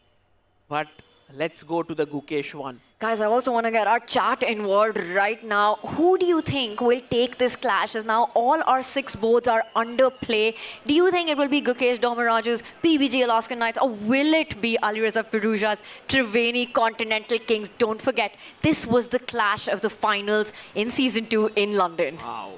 That's huge. And so at that point, the Triveni Continental Kings did triumph.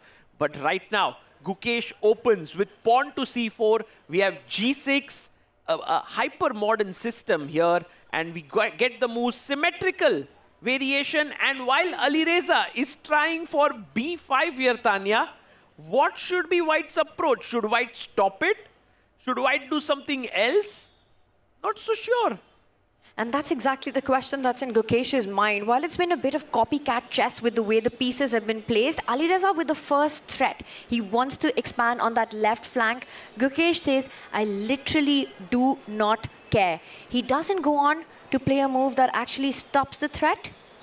I think we do have a move on the board. I did see Gukesh reach out, and yes, there he has it. D3, Tanya, and b5 is here, and the engine gives that as a question mark. But how do you take advantage of it? Pawn takes pawn, and now actually it's not at all an easy move to find. By the way, Gukesh has captured, and do you think he'll find this move a4, which is actually quite a nice move there? It will ask huge questions to Black, because as Ali Reza, you want to push that B pawn forward, but that will give Gukesh a long-term passer, the A pawn becoming super strong. You're also leaving behind a nice juicy post for the White Knight to jump into. I think Gukesh finds it. He's going to pose this problem. Tanya, Gukesh played bishop e3, which was perhaps not the best move, but he is putting pressure on the c5 pawn. It's full pressure right now, and the question is Firuza going to go on the counter offense by pushing that B pawn forward, kicking that White Knight, or will he take a more cautious defensive approach by pushing his own D pawn to defend? Well, Ali Reza Firuza, I would say he goes B4. I think that's more his style of play, Sagar, going for counter offense as defense. I agree. Let's see what he does here, because after b4, he's played it. He's played it, Tanya. Where will the White Knight go? To e4, to a4, can put pressure on the c5 pawn, but with d6, you can have it all controlled. My only worry, Tanya, is that this knight on c6 can be a bit loose.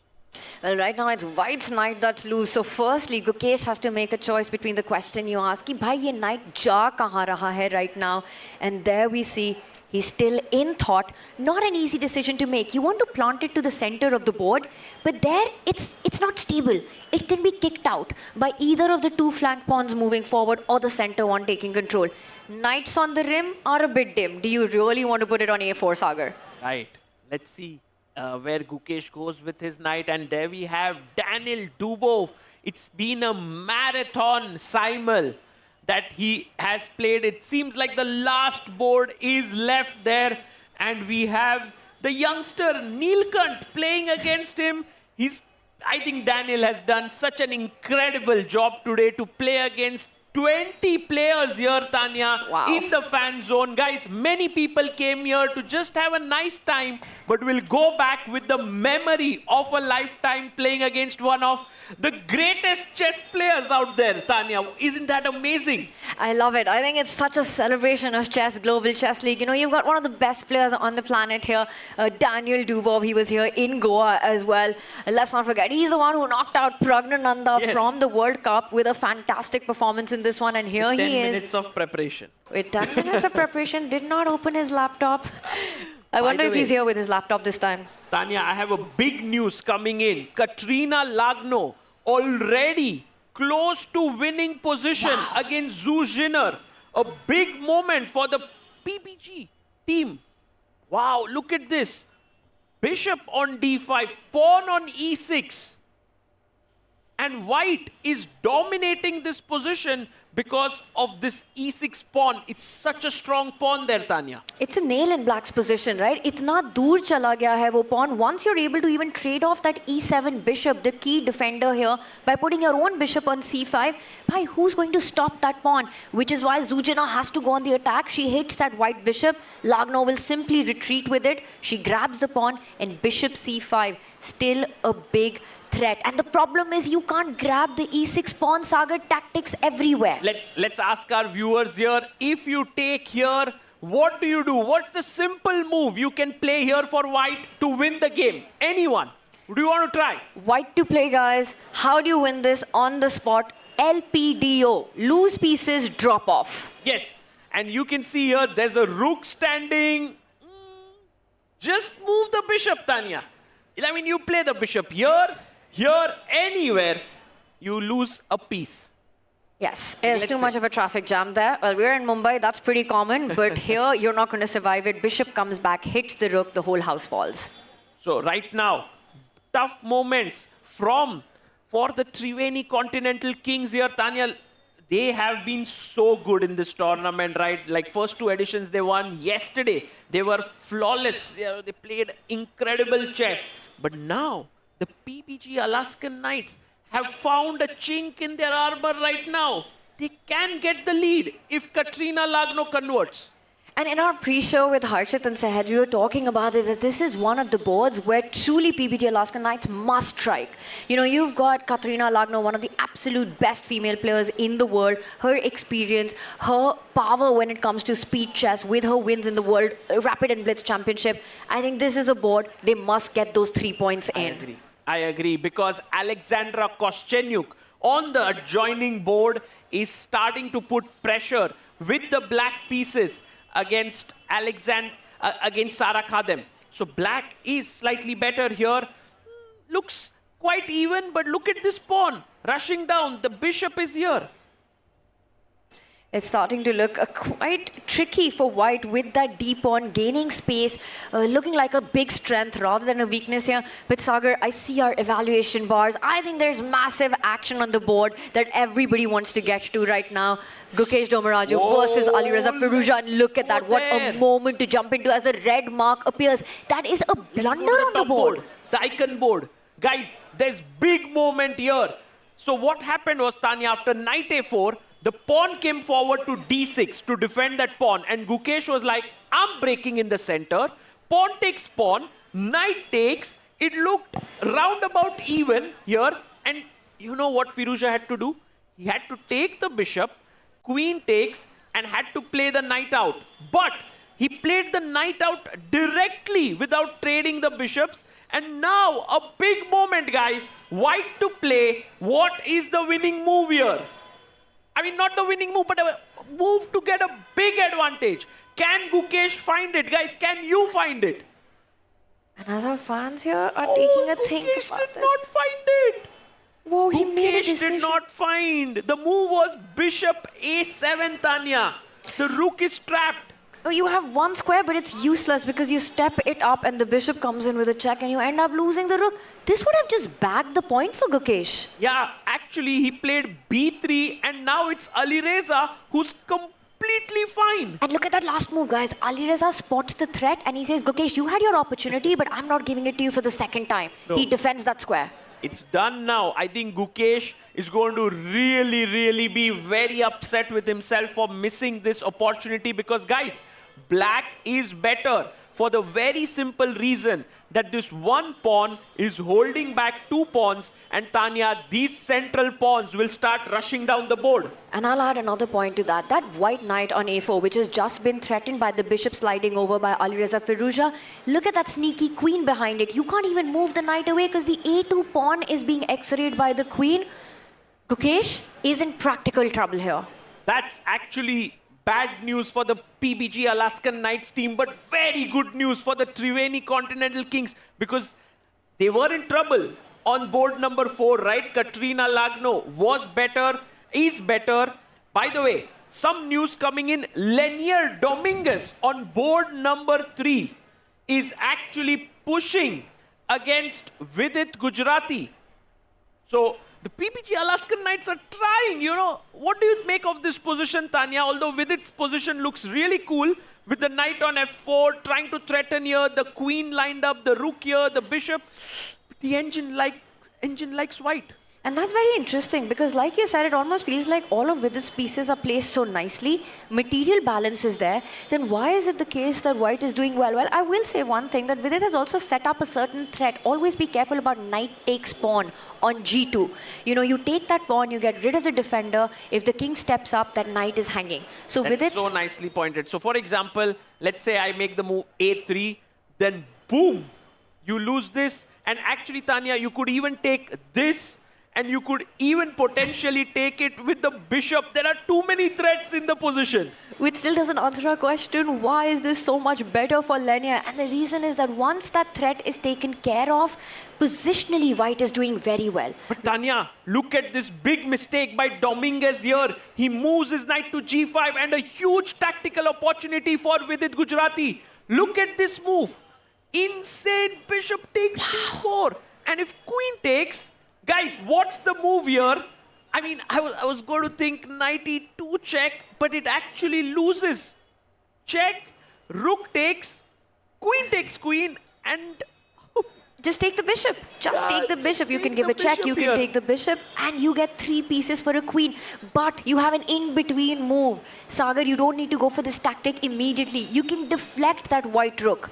Queen takes knight. What a stunner. Sacrifice the queen for just a moment, jump in with your knight, and you regain material with interest. So Stunning. beautiful. But do you think Vidit will spot this? This is too tough. Vidit goes g6, and guys, you can see how tough these tactics are, even for the best players in the world. I don't think Vidit missed bishop takes pawn if we just go back one move. What Vidit did not like about this move is that even 8-7 is a tender spot. Yes. So trying to understand after bishop takes pawn, your king is in the open, evaluating this position, good luck, very hard. Vidit just said, I don't like it, I'm going to keep things under control, and goes for a more cautious approach. But his position is not bad. The position is still very sharp. It can go in any direction, and Lenier brings his rook to a1, putting pressure on the bishop on e6.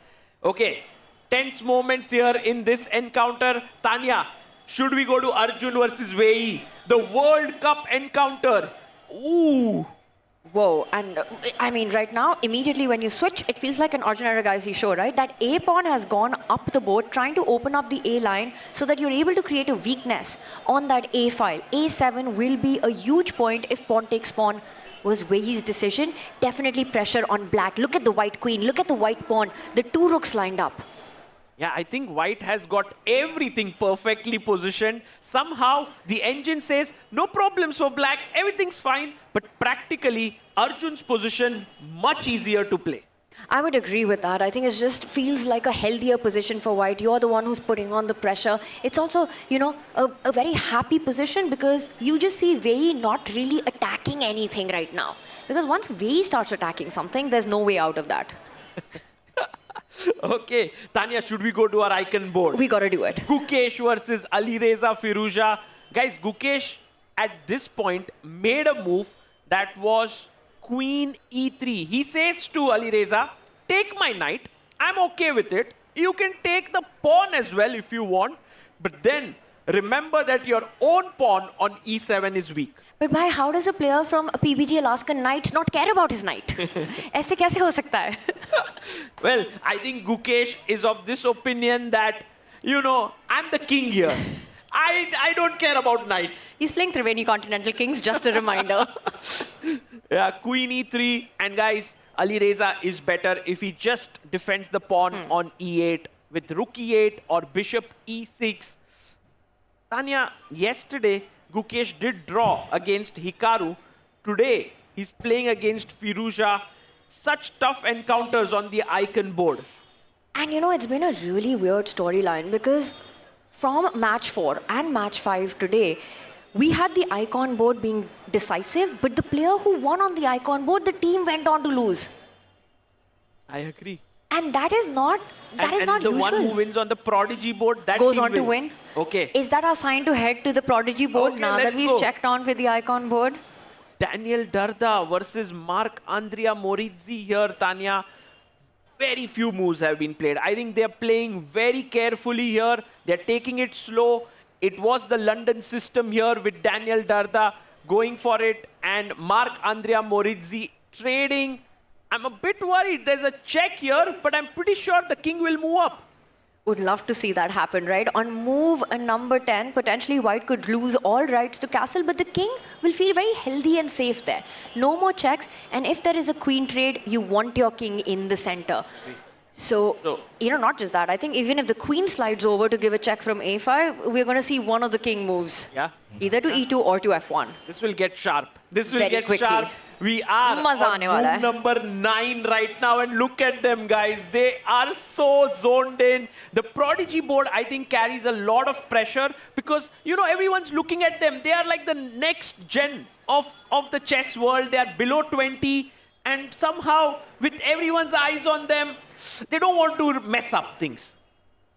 And they feel that. They feel they have to show up for their team. You know, we've seen championships in the Global Chess League being decided on that prodigy board. Who can forget season 1? It all came down to Sindarov versus Jonas Beer. What an epic finale that was. So there's a lot at play on this final prodigy board. We see some trades at the center.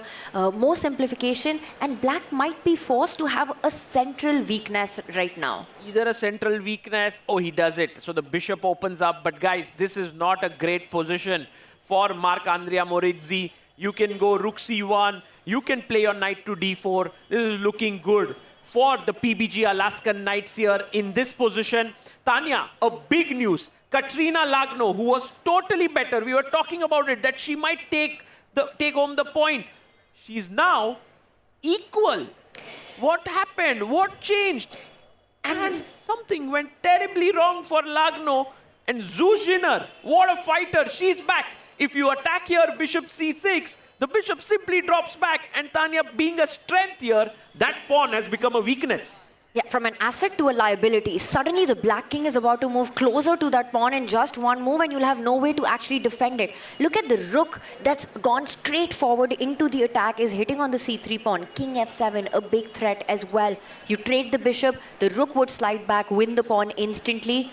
Katrina Lagno, might be time to pull the brakes on this one. Right. And Tanya, I think it's time for us to give sort of a status update of this matchup. Let's start from board number 1. Right now, Gukesh versus Alireza Firouzja. I have a feeling Alireza in a better position. It feels like Alireza is on the front foot right now, putting pressure on that knight that Gukesh has. That's the problem child in this position for Gukesh. The white knight on a4. How does he make a decision? e7 defend ho chuka hai. Bishop takes knight is a threat to win a pawn and not easy to fight it. Right. So, would you agree? Small edge to TCK. Yes. Okay, board number 2. This one, it seems like Wei is fighting back. I have a feeling this will end in a draw. You know, Sagar, on this one, I think draw is a likely result, but I can see Arjun really putting the pressure. That a7 ki jo weakness hai black ke camp mein, it's a long-term weakness. If you're able to win that pawn, you are basically pushing this game till your opponent cracks. Okay, okay. So would you say the Alaskan Knights here, PBG Alaskan Knights, will strike? Arjun has a chance to take this. Okay, okay. Let's go to Lenier Dominguez versus Vidit Gujarati. By far, the most complex position that we have in this match, with all the knights kind of in this lined up, one against the other. What's your feeling here, Tanya? I just can't assess this. I'm actually really liking Black's position right now for Vidit Gujarati. It just feels the queen and the rook lined up against that f2 tender spot. When there's a knight on f4, you know, you're already feeling a little unsafe around that white king a little bit. I think it's not a disaster for Lenya, but Vidit on the attack. Okay. So good news here for the Triveni Continental Kings. This one, I think, even though it looks like a draw, I have a feeling that Zhu Jinner might be able to turn it around for the simple reason that Katrina Lagno knows that something's gone wrong. Lagno might want to pull the brakes, but it might be just too late to do that. Yes, Zhu Jinner on the pull, but I think, you know, they say all rook pawn endings are draw. I feel that it might not be enough. So many trades have already happened. So many weak pawns in White's camp. So this one, I'm actually feeling that the Triveni Continental Kings might press through. Sara Khadem versus Alexandra Kostyanyuk, another game where the Triveni seems to be better. It's opposite colored bishop, but look at this pawn on e3, Tanya, with the bishop coming in, looking good for black. Completely agree with this one. I think for Kostyanyuk, she's going to play this out. I have played against Kostyanyuk. I know what her strengths are. These are the kind of positions that she'll just play 100 moves in. Again, just constantly putting pressure on her opponent. She's ahead on the clock as well. I think Triveni Continental Kings looking good with their queen on this board. So actually, the Triveni Continental Kings are doing well on several boards, guys. But on the Prodigy board, it's actually the PBG Alaskan Knights who seem to be better here. Look at that knight on d4. Look at these pawns. I have a feeling that Daniel Darda will get the job done here. It looks like it's the one where he's pushing, right? You pointed out better pieces right now. And although there are doubled pawns for white, but it can't be attacked. You can't really get to these pawns. In fact, if anything, it's taking away activity from black. c5, a5 under control. That knight from d4 can fall back to b3, reroute itself to even greener pastures. Nice. Literally green. That's with the color of our board. out. I love this. I think, guys, here White's game is easier to play. Let's head over to our icon board very quickly. Gukesh versus Alireza Firuza. Alireza's queen is fishing here. Tanya, there could be a sacrifice potentially lurking around with a mate threat on h2 square. Bhai, ye queen a5 pe thi. It was on the other end of the board. It just swung over in one move, boom, and then settled itself on the square. And it didn't even care about that knight anymore. वो कह रहा है कि भाई उसको भूल जाओ. That knight is offside. It will take forever to come back into the game. You know, Sagar, can you just pick and drop this piece on f3? If you just pick it up and drag it there, I think उठा के अगर आप, the whole game is different. I think White would be better. White almost feels that you're better here. You know, better pawn structure, b4 weak hai. But currently, Gukesh, knight offside hai. Alireza coming up with some checkmating tactics if bishop takes pawn is allowed. But you know what, Tanya? I think Gukesh loves such crazy positions. He will somehow try to get this knight. He'll try to get his rook in. This can be anyone's game at this point, although the engine evaluates it as slightly better for Alireza Firuza. Ooh, we have big action here. The game where we thought Vidit had a good position, Tanya, it seems that Lenier Dominguez is dominating this one. And it's all about the king's safety. Look at Vidit's king out in the open right now. In fact, Lenier is saying, ki bhai, mera rook bhi le lo. That rook which is on e5, it's pinned, it can be won, but it's going to be all about that pawn which will step forward, attack the queen, and even go ahead in the game, making it very difficult for the black king eventually. Right. And Tanya, I just want to show the last couple of moves. What happened here was, at this moment, Vidit, Dominguez jumped with his knight, bishop takes, and here he had to take queen takes g5, which is insanely difficult move because of a check and you lose the queen, but boom, take here, and this was somehow okay for black. But Vidit did not play it.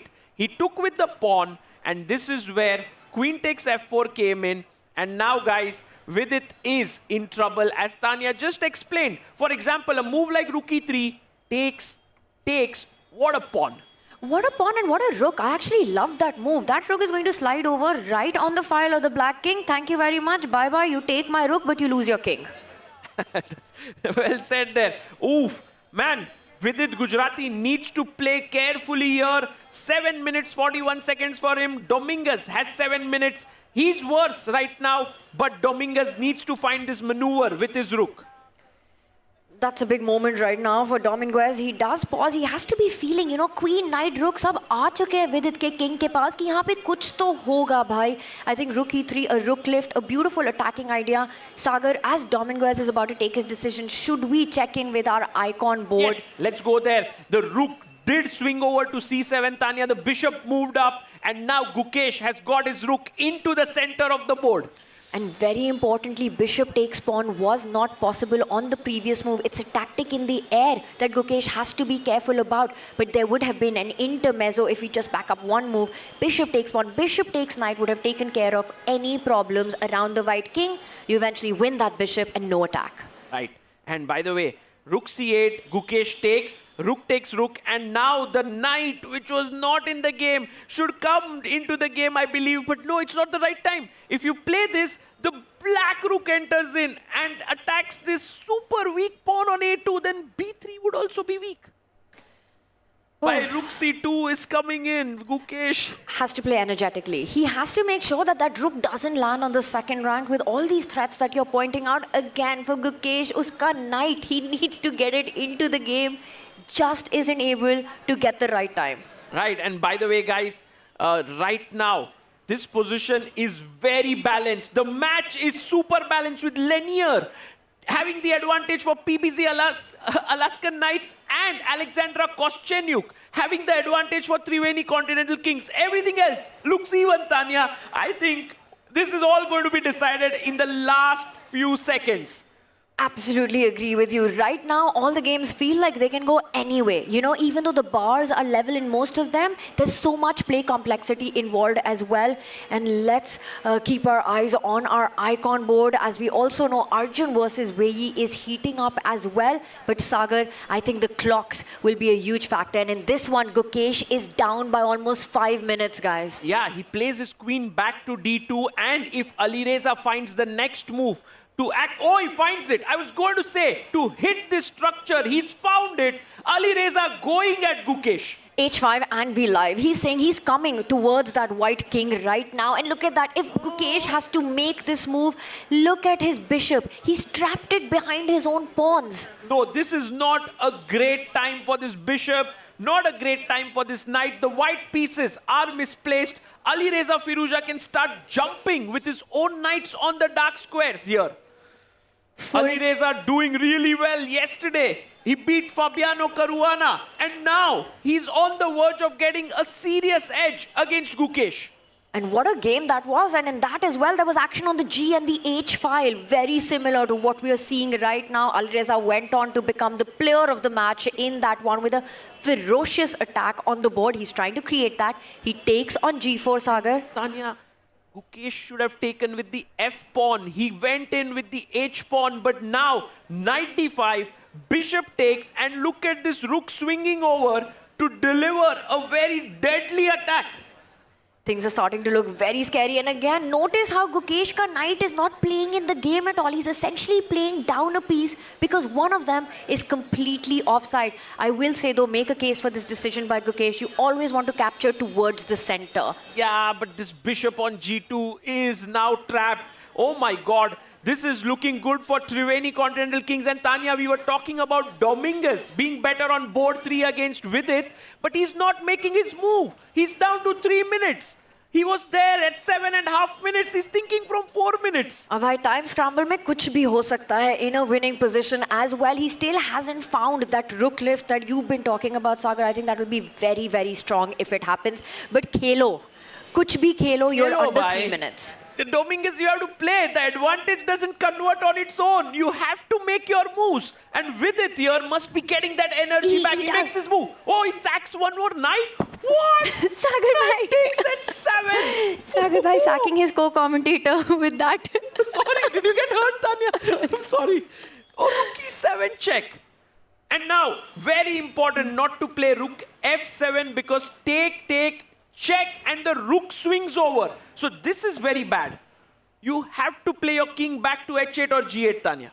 And it starts looking very, very scary. But the thing is there a knockout blow? I see our bar says कि भाई position level हो चुकी है, which means that इस attack में कोई checkmate नहीं है. There is no big juice, but from a human perspective, this is very scary. I agree. A very interesting decision by Lenier Dominguez. King goes back to G8, and right now Queen to F3. And you are right. The engine, emotionless, says it's equal. But with those emotions for Vidit here, but Vidit playing like an engine for now. He's holding it, Tanya. He has to make sure that that G file remains defended. By G file pe check aa gaya, it would be game over. He takes control of that H5 square, not allowing that white queen to slide up the board, because H7 would be a tender spot, a big checkmating moment here. So Vidit stops any infiltration by the white queen. And guys, we must tell you that on board number 5, the game that we thought Alexandra Koschenyuk would have been considerably better is now moving towards perhaps a draw with this beautiful move that Sara Khadem has played to kind of get away with her weakness and push the pawn to b5 and opposite colored bishops. And using this moment, because pawn takes pawn is not possible, that bishop on d4 super weak will be lost if you lose control. So Sara Khadem spotting that opportunity to move the b pawn up. Let's go back to our icon board there, yes, Sagar, as Gukesh is under 4 minutes right now. Ali Reza ahead on the clock, putting pressure. Look at that, playing on the dark squares around with its Gukesh's king. But look at this, Gukesh, so greedy. He catches the pawn, and now bishop f4. So for all the worries that Gukesh has, he has one pawn. But the worries are too much. Queen h2 check coming in. That's an extra pawn, but king in big danger. What's the follow-up? It's only a check, guys. Looks like a checkmate, but mate. Tanya, mate hone wala hai. The knight is coming here. The bishop is entering on dark squares. It's a massacre here. He goes for it. Ali Reza's played it. Ali Reza It's Firuza on the board. fire. By Firuza, no? What do you call him? Ali Reza Firuza on the board. Ferocious Firuza, however you look at it. He's bringing it on for the Triveni Continental Kings. And I see, Sagar, you bought something on our commentary. If our director Saab can show me here on the screen, look at this. This is the logo of, mascot of the Triveni Continental Kings. And right now, it's very happy. Queen f2 played. I mean, Tanya, this is over. This is over. Bishop goes to g3. He goes rook c2. I mean, it would need a miracle here for Gukesh to survive. And the thing is that usually this sort of an attack comes when you sacrifice the piece. Ali Reza is only down a pawn. Wo to wo jeetega hi on a2 under attack. Coming for that white king. Huge trouble for Gukesh. 2.5 minutes, but the clock is not Gukesh's biggest problem. It's what's happening on the board. I agree. And guys, leading from the front is Ali Reza Firuza, and just as we had expected, Zhu Jinner on board 4 is actually getting better against Katrina Lagno. This is getting really good for the Triveni Continental Kings, as they are better on 2 boards and rest of the 4 boards are all even, Tanya. And let's stay on the top board now. Queen let's G1. do that. Let's stay on the icon board. Let's do that, because this could finish any moment. In fact, if we can go full screen on Gukesh and Ali Reza, our center court board right there. Let's get them on our screen. Let's get our small board up there and really see the emotions of this play out, because this, if Gukesh saves it, will be a huge miracle. He wants a queen trade. Oh, by the way, he took the queen. Okay, this is a sigh of relief. Because, you know, Tanya, he could have kept the queens here, and white is so paralyzed. But after queen trade, maybe it gives Gukesh a small opportunity there. Ali Reza keh raha hai, bhai, meri position is so good that I'm willing to transform my advantage into an endgame play. Does he simply snap up the a2 pawn, now creating a b3 weakness? Rook is active, knight is active. Look at the beautiful bishops. Compare Ali Reza's bishops to Gukesh's. Yes, Gukesh isn't getting checkmated, but troubles are far from over. But I see a glimmer of hope here for Gukesh. Perhaps, although, guys, objectively, Ali Reza is still winning. But queen trade, maybe not the best idea. Ooh, this match is even now on all the boards, as Zhu Jinner has slightly lost her edge. So that means that this one is the super critical game now. Guys, imagine that all 5 boards end in draws. Oh, there's a result. A draw. No. We do have a result on our superstar woman board. Katrina Lagno Black there won. with Zuzena. It was Zuzena bringing in the win for the Triveni Continental Kings. And there we see the team supporters in the pink jerseys there breaking out into an applause for their first win. But Tanya, it was equal there, and last moment was a blunder. Let's go back to the icon board. We'll come back and analyze what went wrong here or what went right for both the players. Rugby won. Huge 4 points in the bag by Zuzena, which means now more pressure on the world champion. Gukesh with white must hold this. Rook B1 played, and Gukesh is putting in the kind of trust that he has on the B pawn. But guys, that's not going ahead. And we have a draw. A big result. Vidit Gujarati has held the draw against Lenier Dominguez. Another good result for the Triveni Continental Kings. And by the way, Tanya, I must tell you that while Gukesh is in big trouble, Mark Andrea Morizzi for the team of Triveni Continental Kings is totally winning. Look at this. Unbelievable. Currently 5-1 is the score, guys, for Triveni Continental Kings. Who are the players who will strike back by the PBG Alaskan Knights as the games come down to their final moments, final seconds on the clock? Yes, let's go to the top board now. Gukesh versus Alireza Firuza. And look at that, Firuza Sagar. is thinking, Gukesh looking around to also check out the results of what is going on in his teammate, but he has to be feeling the pressure. Alireza has played this fantastically. Can Gukesh hold this difficult endgame? You know, Tanya, Gukesh is looking for some inspiration, some good positions for his teammates, but there are none. None of his teammates are winning. Arjun is equal against Wei. Sara Khadem is actually slightly worse against Koschenyuk. And Daniel Darda is actually losing against Mark Andrea Morizzi.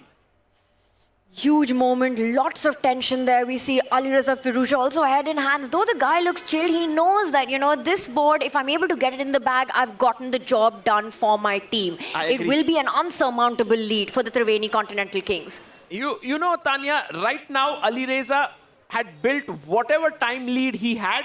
He's now investing it in this moment. And guys, this is such smart thinking by Alireza. He's not rushing into it.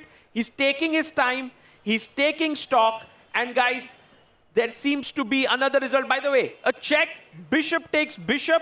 The advantage has reduced a bit, but still very solid. And we have a controversy or a result or what's happened. The arbiter is coming in. Maybe the arbiter is blocking our view. It's a draw. The game has ended peacefully in this one. Sara Kadam with the white pieces there. Sagar, let's quickly go back to our center court, our icon board right there. Board. As we get, it's now 2-6 for the Triveni Continental Kings in this one. And Gukesh with huge responsibilities on his shoulders. Right. And now, Knight D1, Bishop comes back. Guys, at this point, it doesn't seem that the Triveni Continental Kings can lose this. But Sagar, I have to say that this could be the best position Gukesh has had all game. Imagine that Gukesh starts pushing this pawn, Tanya, and it becomes an asset. I don't see that happening, but it could if Alireza is not, you know, careful here. A very committal decision by Gukesh. This last move, planting it on a dark square, that pawn potentially could come under attack, also leaving behind a very important square for the black bishop to slide into. But Tanya, he wants to push f4 and activate this bishop. He had to do that. But you are right. This is not looking so good. Maybe bishop f5. Exactly, Sagar. That white rook on b1, guys, it's running out of space for Gukesh. That rook doesn't have too many squares left. Oh, and look at that, Alireza finds it, he plays it. And Tanya, what about e4 here? That's a terrible blunder because bishop drops back and checks from here and it's game over. Unbelievable. Gukesh mustn't touch his e-pawn. That would be game over. So instructive, right? You attack on one side and then you finish the game from the other side after provoking weaknesses. Look at the way Alireza Firuza is converting this so far. And I think Gukesh now spots it that e4 wasn't possible. Yes. Because of this idea of the white king suddenly being super weak. He goes knight to f2. He brings his knight in. And right now, guys, the score line is 2-6. And let's quickly check Arjun Erigaisi. Let's do it. Let's quickly jump onto that. This is a draw, Tanya. This is about to end in the balance. Although Arjun has an extra pawn, it is not enough to win the game. This will end in a draw, so it all comes down to our icon board. And look at him cutting off the king here. And by the way, on the last board, on the Prodigy board, we can see that black is totally winning. Mark Andrea Morizzi, 2 pawns up. He's going to get 4 more points for the Triveni Continental Kings. Let's go back to the icon board. Gukesh versus Firuza and... Whoa! What just happened? He pushed the B pawn and it's over. Bishop C2. You spoke about this rook getting trapped. It's happening. Rook E1, Bishop D2, game over. He's about to lose his rook. Triveni Continental Kings. It's a whitewash by them. Whoa! What a finish there. Alireza Firuza beating the world champion Domaraju Gukesh. Board number 2 ending in a draw between Arjun and Vishy. And now it's all down to the junior board between Daniel Darda and Marc-Andrea Morizzi. But Tanya, Triveni Continental Kings have already clinched the match. It's an unsurmountable, uncatchable lead right there. 3-11. What a massacre this has been by the defending champions. Well. So it's going to be 15-3. That is going to be the biggest margin we had. We had 17-4 by the Upgrad Mumba Masters, and now it's the Triveni Continental Kings doing it. Almost similar to what the Upgrad Mumba Masters did yesterday. I think this team of Triveni Continental Kings with Alireza leading from the front is looking so dangerous. They are looking unbeatable. I mean, and game over. Game over. We have victory by Marc-Andrea Morizzi. What a performance by the Triveni Continental Kings. Absolute domination. Triveni Continental Kings almost at this point feel inevitable. The 2 times champion of the Global Chess League. And what a start it has been by them. Day 1, taking down the Alpine SG Pipers with Alireza Firuza defeating Fabiano Caruana. And then day 2 coming back and a banger of a performance against the PBG Alaskan Knights. Alireza Firuza once again winning on the icon board. Takes down the world champion Gukesh Domaraju. You know, Tanya, I want to give the MVP of the match, the player of the match award to someone else, but we can't do it. It was Alireza Firuza who played an insane match today. Sagar, you're calling him the player of the match. I'd almost go as far as to say player of the tournament so far. 2 out of 2 on an icon board. 1 against the world number 3, Fabiano Caruana. Another against Gukesh. This is incredible performance. Absolutely. And the PBG Alaskan Knights are still looking for their first win in this tournament. They definitely look a bit dejected there with Gukesh, Arjun, Dominguez and the team. But look at the Triveni Continental Kings. All smiles. They're way with it. Firuza, Kostenyuk, Zuzhiner, everyone's so happy. You know, Firuza, you rarely see expression on him there. And as we go into the arena? In round 6, won the team of Continental Kings. 3 match points. And game points is 15 against 3. Again, win the Continental Kings. We want to congratulate the winners and also tell you about tomorrow. Tomorrow, again, we have 3 rounds. Welcome to the year. And see, I think will be interesting games tomorrow also. And now we ask the teams to please shake a hand. And this wonderful ritual that is there, I love it. It just shows the sportsmanship there, but you can see that in these handshakes, the PBG Alaskan Knights are a little bit looking shaky there, while the Triveni Continental Kings are ecstatic. PBG Alaskan Knights is the team that made it to the finals of Season 2 in London of the Global Chess League, but so far it has been a disastrous start for them in Mumbai, yet to get on that leaderboard currently. But for Triveni Continental Kings, just like the Upgrad Mumba Masters, these 2 clearly are the teams that you have to take down for that final spot. But you know, Tanya, somehow I feel like the Triveni Continental Kings are so solid, right? For example, I think none of their players are looking like, you know, they're going to go anywhere wrong. They are so solid right now. I mean, the only shaky game I could see was like Zuzhiner, who was slightly worse, you know, against Katrina Lagno. And even she won in the end. Yeah, she turned it around. She turned it around. She turned it around, which shows, you know, the fighting spirit that you have. So where are you actually going to crack in this team? Where are you actually going to target? You know, facing the Triveni Continental Kings right now is not a task any of the other teams want. 13-7 scoreline of the Ganges Grandmasters. That was the match from the earlier one. But right now, it was a 15-3 victory for the defending champions Triveni Continental Kings. What a performance. We will be back with the player of the match in just a few.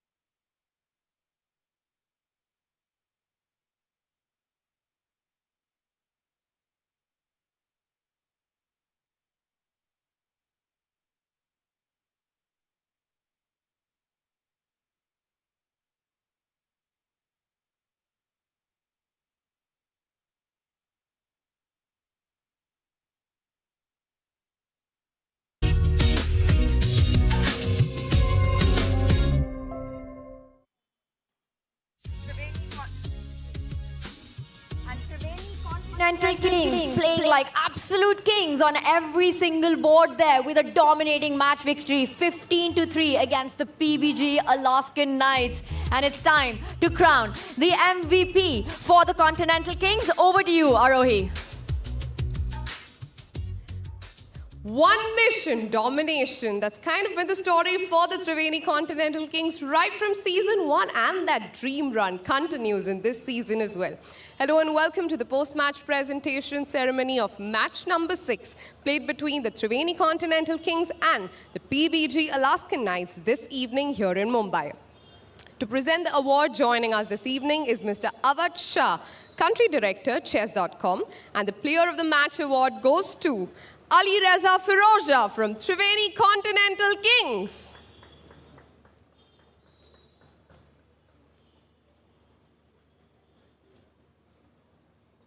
Firstly, congratulations, and all of us who are watching this game, all of us here, we have a question. 2-2. Yesterday, you beat Caruana. Today, you beat the world champion. Just how? Yeah, I think I'm playing good chess, and this time format, of course, also suits me. So I'm happy with the start of the team also. It seems like you've come with a plan, and the plan is to win all the player of the tournaments for every match your team plays. Yeah, I'm trying my best. It's good gifts. I try to win more. Okay, tell me this. As you play on the icon board, you get some minutes extra to watch how your other teammates are playing. Does that have an impact on your strategy or what your opening move would be? No, in opening, I try to play what I think is the best. It's too early to think about the other matches. Okay. How are you going to celebrate tonight? Hopefully, Team Captain takes us some dinner. He'll be listening to this, but congratulations on your win today. Thank you. That is it from the final match of the day. We'll come back with more exciting games tomorrow. Till then, stay tuned. Back to the studio. Alireza Firouzja, once again, the MVP for the Triveni Continental Kings, the most valued player, and there's a case to be made for that when you take down the world number 3, Fabiano Caruana, on day 1, and then followed up with a win against the world champion. Yeah, I mean, he was absolutely amazing today, Alireza Firouzja, and I think he did not give Gukesh any real opportunities today, right? He played so well. He's known as a speed demon for a reason. With the black pieces, completely dominating performance for me. And what a day of chess it has been, including this final match. But let's not forget, we had an action-packed tape from the start. Let's get up to date with the scores that we had. We started the day with the Upgrad Mumba Masters' second match win in a row against the Fyers American Gambit, and then it was the Ganges Grandmasters getting on that leaderboard with a 13-7 victory against Fabiano Caruana's Alpine SG Pipers, and to wrap up the day, a crushing and a crashing performance by the Triveni Continental Kings against the PBG Alaskan Knights. Kings, stronger than the Knights on the chessboard as well? That too with the black pieces. I mean, you cannot make this stuff up. And in the entire 6 games, they were never in trouble. Yeah. Yeah. I think as of now, they've lost only one game. That was Koshtenyuk yesterday. Apart from that, the Triveni Continental Kings, every single player has been rock solid. Wow. I think that's unbelievable. But I have to ask both of you right now, Sagar. We were calling the action, and that's what it just felt like. Every game we would go to, it was Triveni Continental Kings winning here, better here, winning here, better here. Like you said, barely in trouble on any of the games. Let's bring up our head-to-head scores as we saw it play out, and look at the number of 4s that you have. And you know, one number that's missing on that screen is 3. Not a single win for the team with the white pieces. Yeah, and I think in general, just black seems to be a very cool color to play with, right? Like all the teams today that had the black pieces were doing quite well. I mean, you know, this 4-point thing with a win with black pieces is really, really making this team tournament so exciting. It really is, and what an exciting start it was to this match. You know, it was all eyes on this board's ahead with Gukesh starting against Alireza Firouzja. It's the battle between 2 players almost of the same generation, you know, the younger generation. Alireza Firouzja yet to play a World Championship match, but I think we'd all love to see him there. Hasn't made it to the candidates this year, but Gukesh, World Champion. But I have to say, this match, Alireza with the black pieces never really gave Gukesh any chances. Out of the opening, was dominating and managed to convert. Yeah, I think it was a very impressive play by Alireza Firouzja there, and there it is, resignation and MVP, I think fully deserved for Alireza Firouzja. Yeah, absolutely. And guys, riding on the success of Alireza, the Triveni Continental Kings are looking very strong, Tanya, as they are on the top of the leaderboard, but along with the Upgrad Mumba Masters. You know what I want to know is, what is that prize of the most valued player, of the player of the match that we just saw Avacha give to Alireza? Would love to get some insights on that, but Alireza's got to be pleased with his performance so far in Mumbai. I think the prize is that you got to defeat the world champion with the black pieces. That is a good point. And also a good dinner, yeah, tonight. That's what he wanted. He was like, please take me to a good restaurant. And actually, this area of Mumbai is filled with amazing restaurants. Where are you going to eat dinner tonight, Sagar? I have a very favorite restaurant here. It's called the Burma. I want to go there someday. One of the days. Are you going to reveal that right now, where it is, what it is? No, I'm not. I've just- not planned it yet. But maybe it would be someone with someone special. Ooh, that's not a hard guess. Well, let's reveal the action at least that's coming on tomorrow. It's going to be day 3 of the Global Chess League, the heat to the finish line. The race to the finish line even is heating up as we've got all the 6 teams back in action. We start the day with Vishy Anand's Ganges Grandmasters taking on Gukesh's PBG Alaskan Knights. And as I say that, let that sink in. On the icon board, it's going to be Vishy versus Gukesh. So 5 p.m. tomorrow, guys. If you want to come here to the Royal Opera House, tomorrow is the perfect day. It's the 2 world champions of India taking on each other. I don't even know what to say, but I think tomorrow is going to be a good day, guys. Right. And then we have the Triveni Continental Kings against the Fyers American Gambits. Also a very cool one because it's Alireza Firouzja against Hikaru Nakamura. Unbelievable matchup. Hikaru Nakamura took down Maxime vachier-lagrave. One speed demon. Can he stop the hot run, the streak that Firouzja is on right now? What a match day we set ourselves up for. Not just that, with Upgrad Mumba Masters taking on the Alpine SG Pipers. It's going to be a fantastic day of chess at the Royal Opera House. We will be back bringing you all the action. We'll see you tomorrow. Until then, good night, stay safe, and be kind to each other.